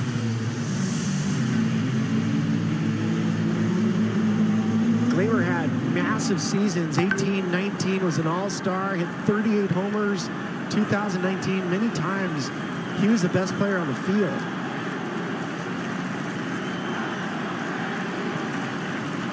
Torres to left, a base hit. Here comes Volpe around third. They'll send him home, and the Yankees are on the board. RBI single for Gleyber Torres, and it's 4-1. And the tying run will come to the plate in the form of Juan Soto. I like that he wastes no time, just rips the slider. And finally, Yankee fans are starting to erupt.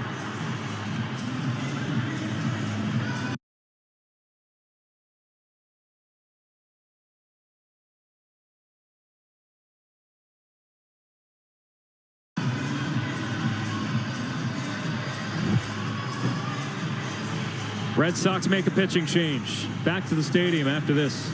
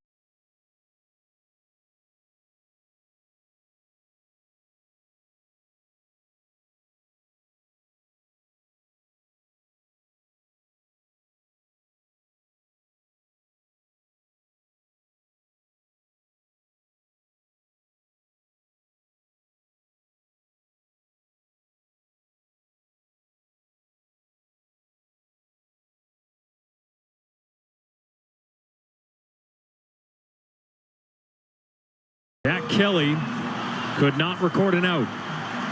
So Cam Boozer comes in to face Juan Soto with 2 on and nobody out in the 7th. And the Yankees with a chance to tie the game. That's a big spot for Cam Boozer. Boozer from Seattle, Washington, 6'3" lefty.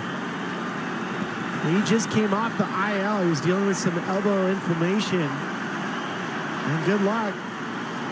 Missed nearly a month. No.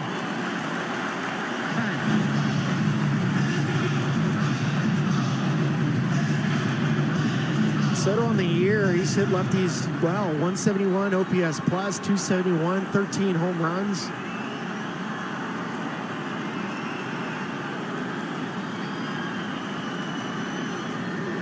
No. 2-0 to Soto. Finally saw a little Soto shuffle for a second, and that's a good sign. Sometimes, you know, the adrenaline, feeling the moment.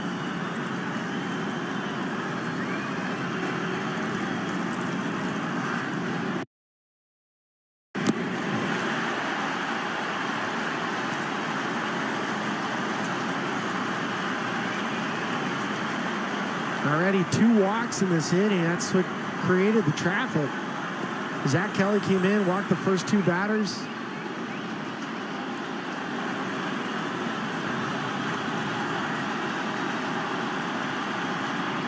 Ball 4.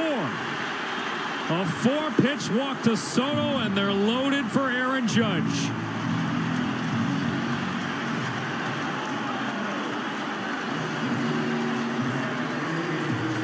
Judge is coming off his best at bat timing-wise.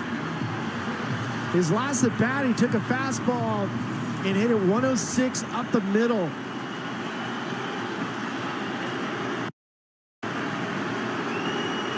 They all rise.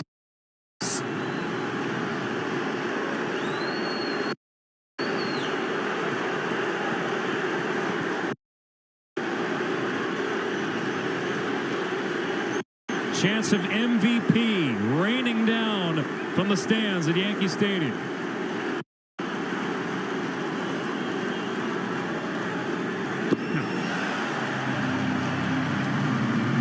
Ball 1. The biggest challenge a hitter has is slowing down his heart rate. Trying to take big, deep breaths. It allows your body to fire quicker. Boozer faced 3 batters last night. Single, walk, walk. No. 2-0. That pitch Should have been a strike. should have been a strike. Needed to go the Red Sox way. Needed to go Cam Boozer's way.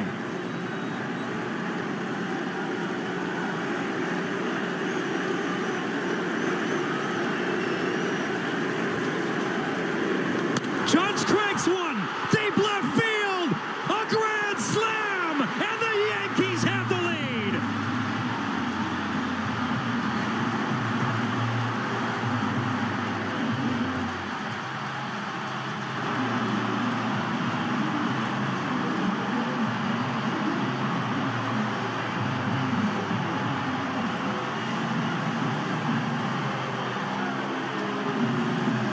Right on cue. He snaps his longest homerless drought. And just like that, the Yankees are in front.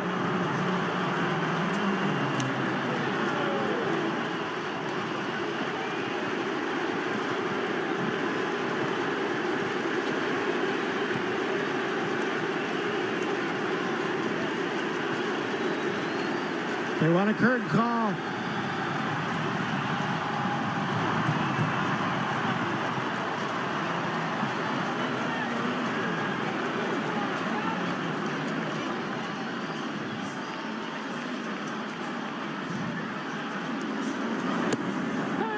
That's a goosebump moment, Alex. You watch it off the bat.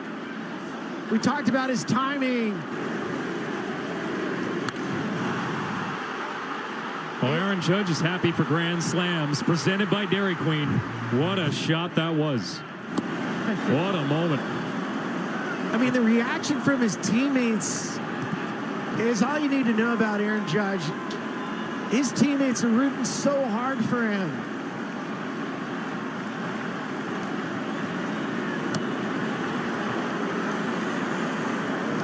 Austin Wells strikes out. One more look. There's a stretch. See ya.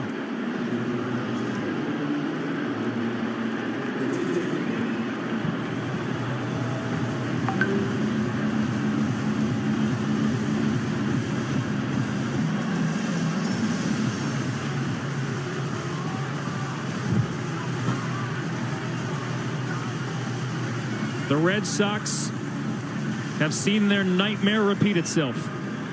Another call to the bullpen.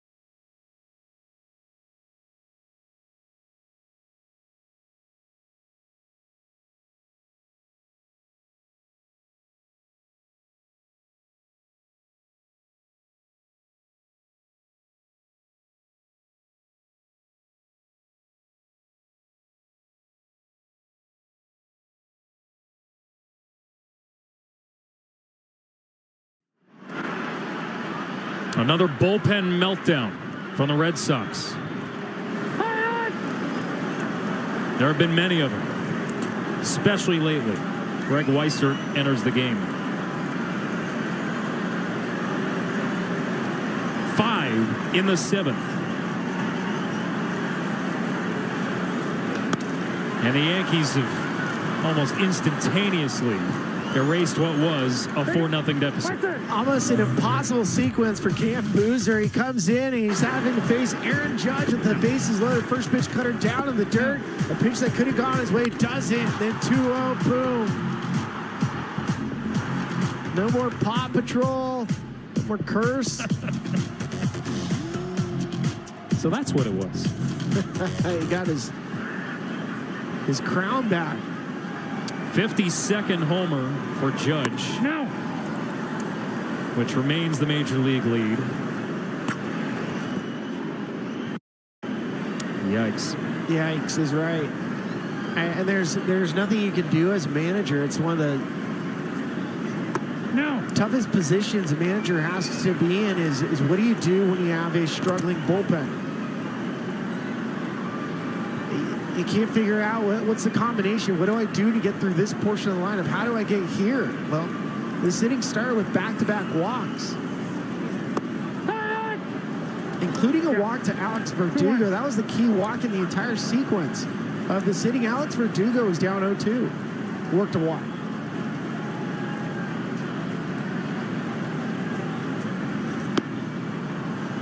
Two balls and two strikes to Chisholm.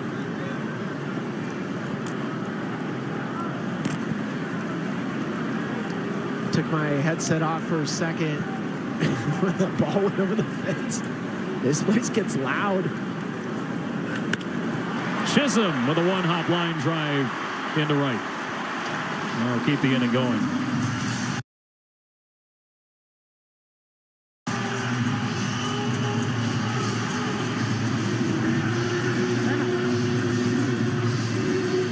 If there's one thing that has sunk the Red Sox over the last little while, I get it, the bats haven't been great, but the bullpen has just been awful for Boston. Initially, there was a thought that their arms were tiring out, as there goes Chisholm from first, and he's thrown out. And that'll end the inning. But the big blast, his first in 16 games. Aaron Judge, number 52, is something grand.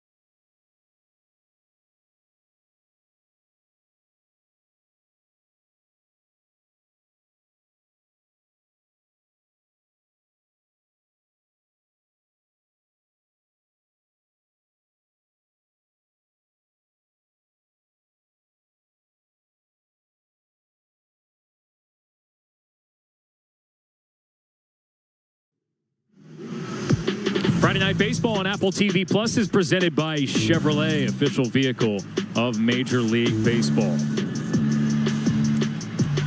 Well, after the arguably loudest moment of the year at Yankee Stadium, the Yankees lead the Red Sox 5-4, and they go to Luke Weaver, who's just been a tremendous find. Is he their new closer entering the postseason? We'll see. But there's no arguing how solid he's been out of the bullpen for the Yankees this year. Well, right now he's probably their highest leverage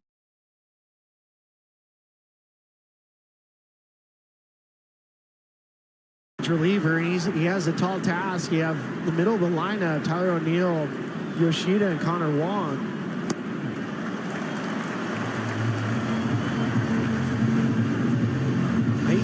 In the case of Luke Weaver, he's adapted to this new role in the bullpen. I mean, he's been a starter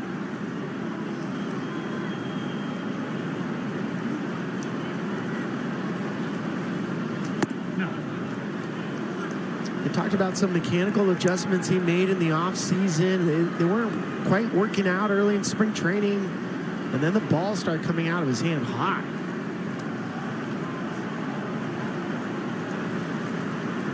It was actually nearly a year ago to the day, September 12th of last year, that the Yankees claimed Luke Weaver off waivers from the Seattle Mariners. They gave him 3 appearances at the tail end of last season, including a spot start.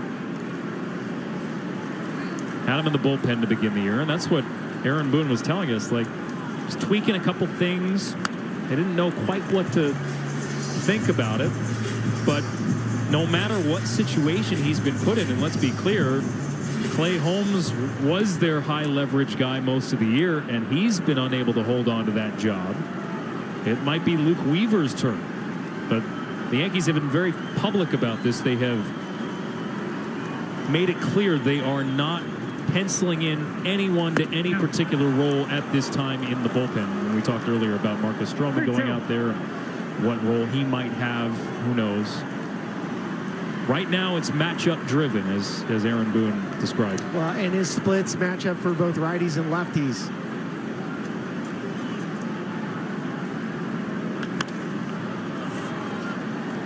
Let's take you back to September 3rd against the Texas Rangers, where things melted down for Clay Holmes. Grand slam. Knocked him out of the game. Was all over the place. Walk-off for the Rangers. Knocked him out of that role, I should say. Now, he did pitch 2/3 of an inning scoreless yesterday in extra innings. Hard to do with the runner on second base as Weaver gets O'Neill to begin the 8th. Tricia? Yeah, guys, you mentioned Holmes last night in that extra inning affair. Aaron Boone spoke to that. He said that was great to see. He said a lot of stuff hasn't bounced his way recently, but last night he said that's as tough of a spot as you can be in. And he mentioned how tough he feels that Holmes is, mentally tough. He said we went through those bullpen changes and he handled it like a complete pro, guys. Well, we'll see, Tricia, if the Yankees wind up giving him that role, or if it's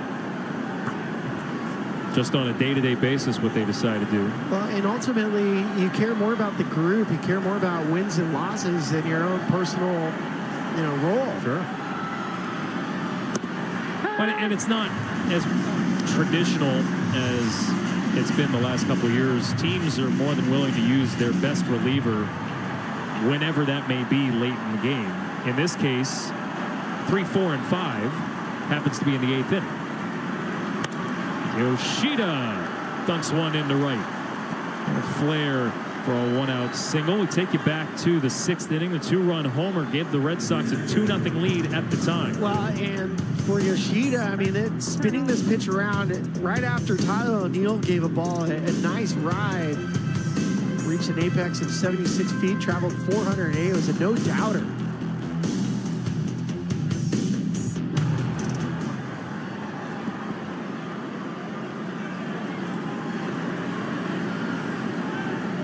So Yoshida, the tying run, is aboard. This game far from over. 5-4 Yankees. Connor Wong behind on the fastball. Red Sox trying to avoid a gut punch on a second consecutive night.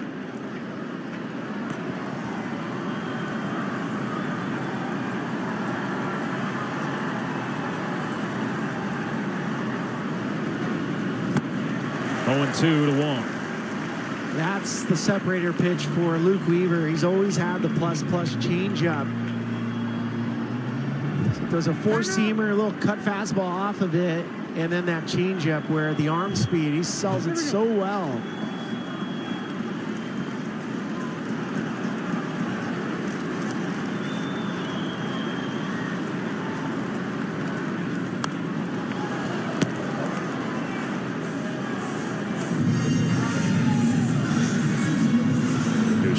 One stolen base, if you're thinking about that.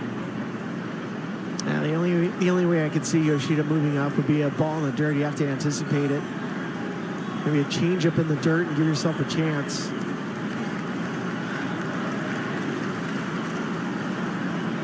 Wong strikes out. 2 gone in the 8th.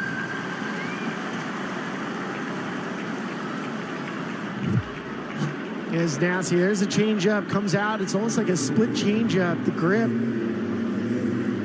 really limits the spin. The spin. The lower the spin, the more movement you get down.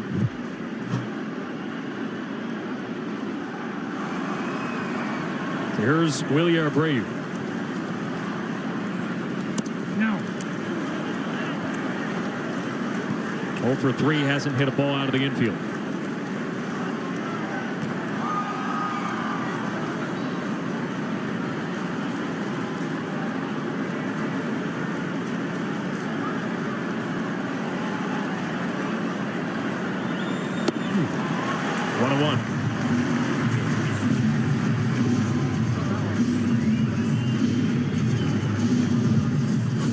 Fastball just explodes. And sometimes you'll see a starting pitcher, once they get into the bullpen, they become a sprinter.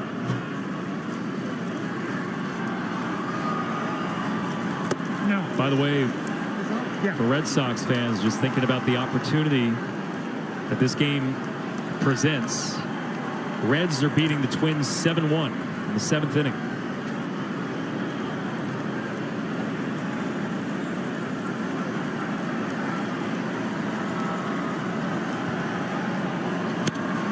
Straight back.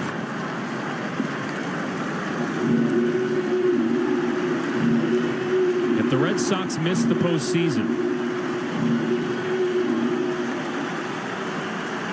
this stretch certainly would be the reason why. A lot of it with games that they had in their control. Here we go. Reset.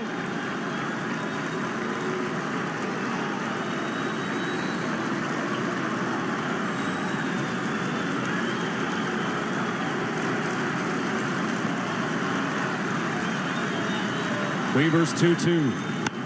Look out. No. I think that's Trisha down there. Yeah? Trisha, you good? That guy with the light Look blue alive shirt, down there, everybody Trisha. I never saw it. Going like right here. One of our camera wells down there.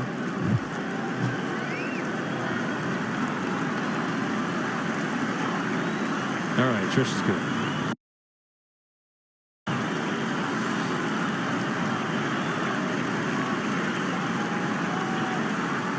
Another 2-2. Wong strikes out. Rather, Abreu strikes out after the strikeout of Wong. Weaver gets 3 Ks in the 8th. Abreu now 0 for 4. The Red Sox strand the tying runner. And we head to the bottom of the 8th in a 1-run game.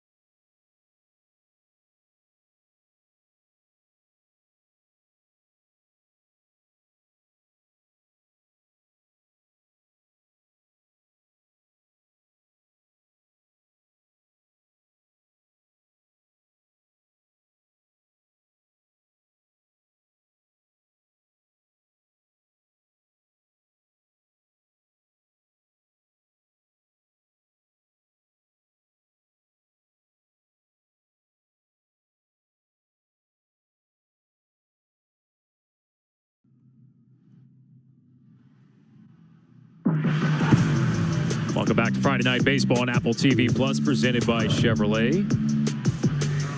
We head to the bottom, or the top of the ninth. We take you back to the eighth. 3 strikeouts for Luke Weaver, O'Neill, Wong, Abreu. Luke Weaver fired up.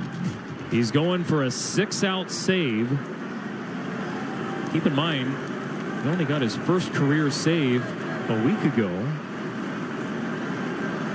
in Chicago at Wrigley Field against the Cubs. A little different setting things up in the eighth. You go to the ninth to try to close the door. Well, I just got this note where, Clay Holmes was the last Yankees reliever to get a 2-inning save in a 1-run game. It's only happened 4 times since 2000. No. Mariano did it. Steve Carsey did it. Mariano actually did it twice. Luke Weaver's about to be the 5th. That's if he can retire Casas, Story, and Rafaela. I mean, the only other choice that Aaron Boone had for this 9th inning was Jake Cousins.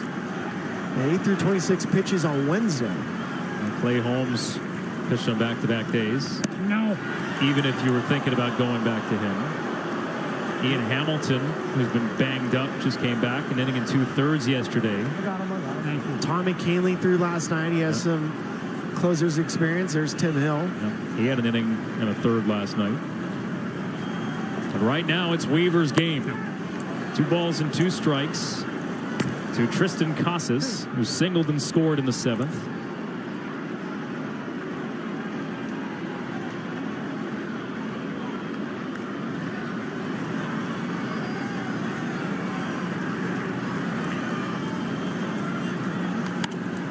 Managing that adrenaline, especially after that last punch out, is probably got to be the biggest challenge for Weaver, right? There's no question, because mentally, I'm not sure if he thought when he was coming off the mound in the 8th that that's it. Unless it was told to him, hey, you're going for 2 tonight, which I'm assuming there was communication before the game. I don't know. I'm sure that'll be a question for Aaron Boone post-game. No. That's off the outside edge of the plate, and the count runs full. Yeah, it was not a strike, even though you have a little bit over 40,000 umpires asking John Tumpane for it.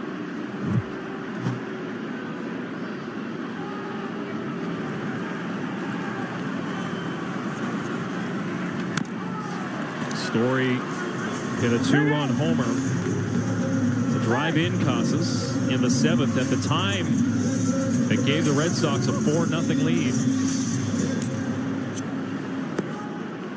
What a return. Swinging a good bat. Weaver threw 23 pitches on Monday, 25 on Wednesday, earned the win. And right now he's at 27 pitches.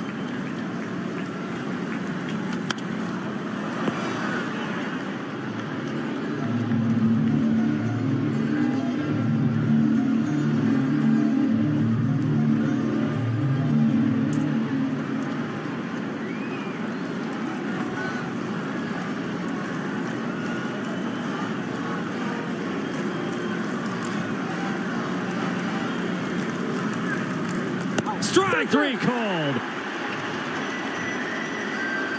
4 strikeouts for Weaver. 1 gone in the 9th. I love this pitch so much. It's a backdoor cutter. He hadn't shown it to Casas at all.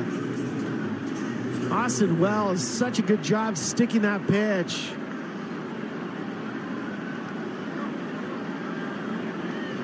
And now here's Story.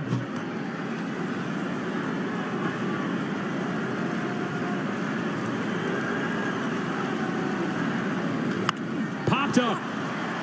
Shallow center. Torres goes out, makes the catch, 2 away.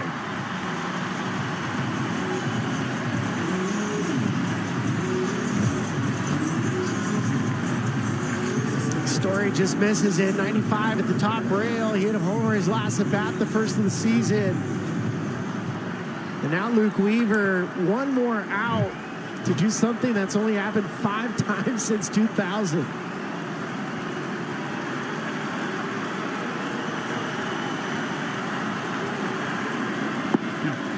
Ball 1 to sit down Rafaela.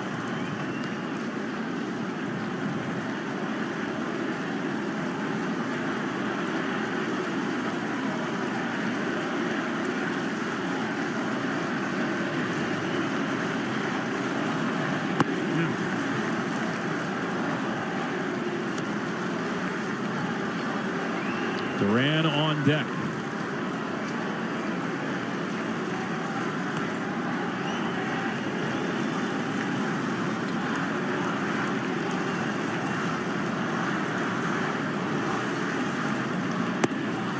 There's a strike on the corner. Rafaela does have 2 homers against Weaver. And you can see Weaver's grinding through this 9th inning.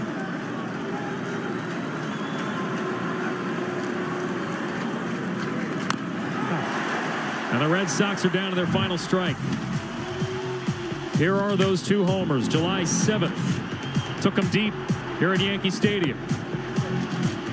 July 26th at Fenway, clearing the monster seats. But now down to 1 strike. If Weaver gets his last out, he's going to savor it. Got him swinging. A 6-out save for Luke Weaver. And the Yankees win 5-4.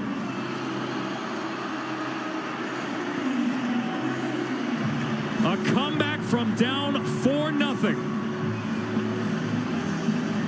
Tied for the largest comeback the Yankees have had this season. And now the Yankees have a 3-game lead atop the AL East, their largest since June 15th.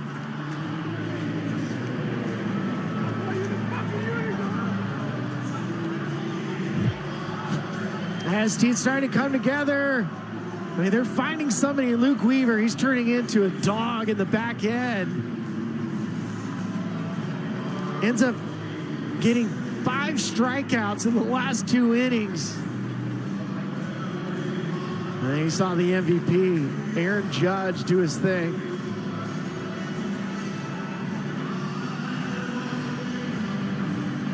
And how much of a gut punch is that loss for the Red Sox? For the 2nd straight night, a game that's ripped away from them. Last night, tied for a good chunk of it. Tonight, up 4-0, up 4-1, and then that.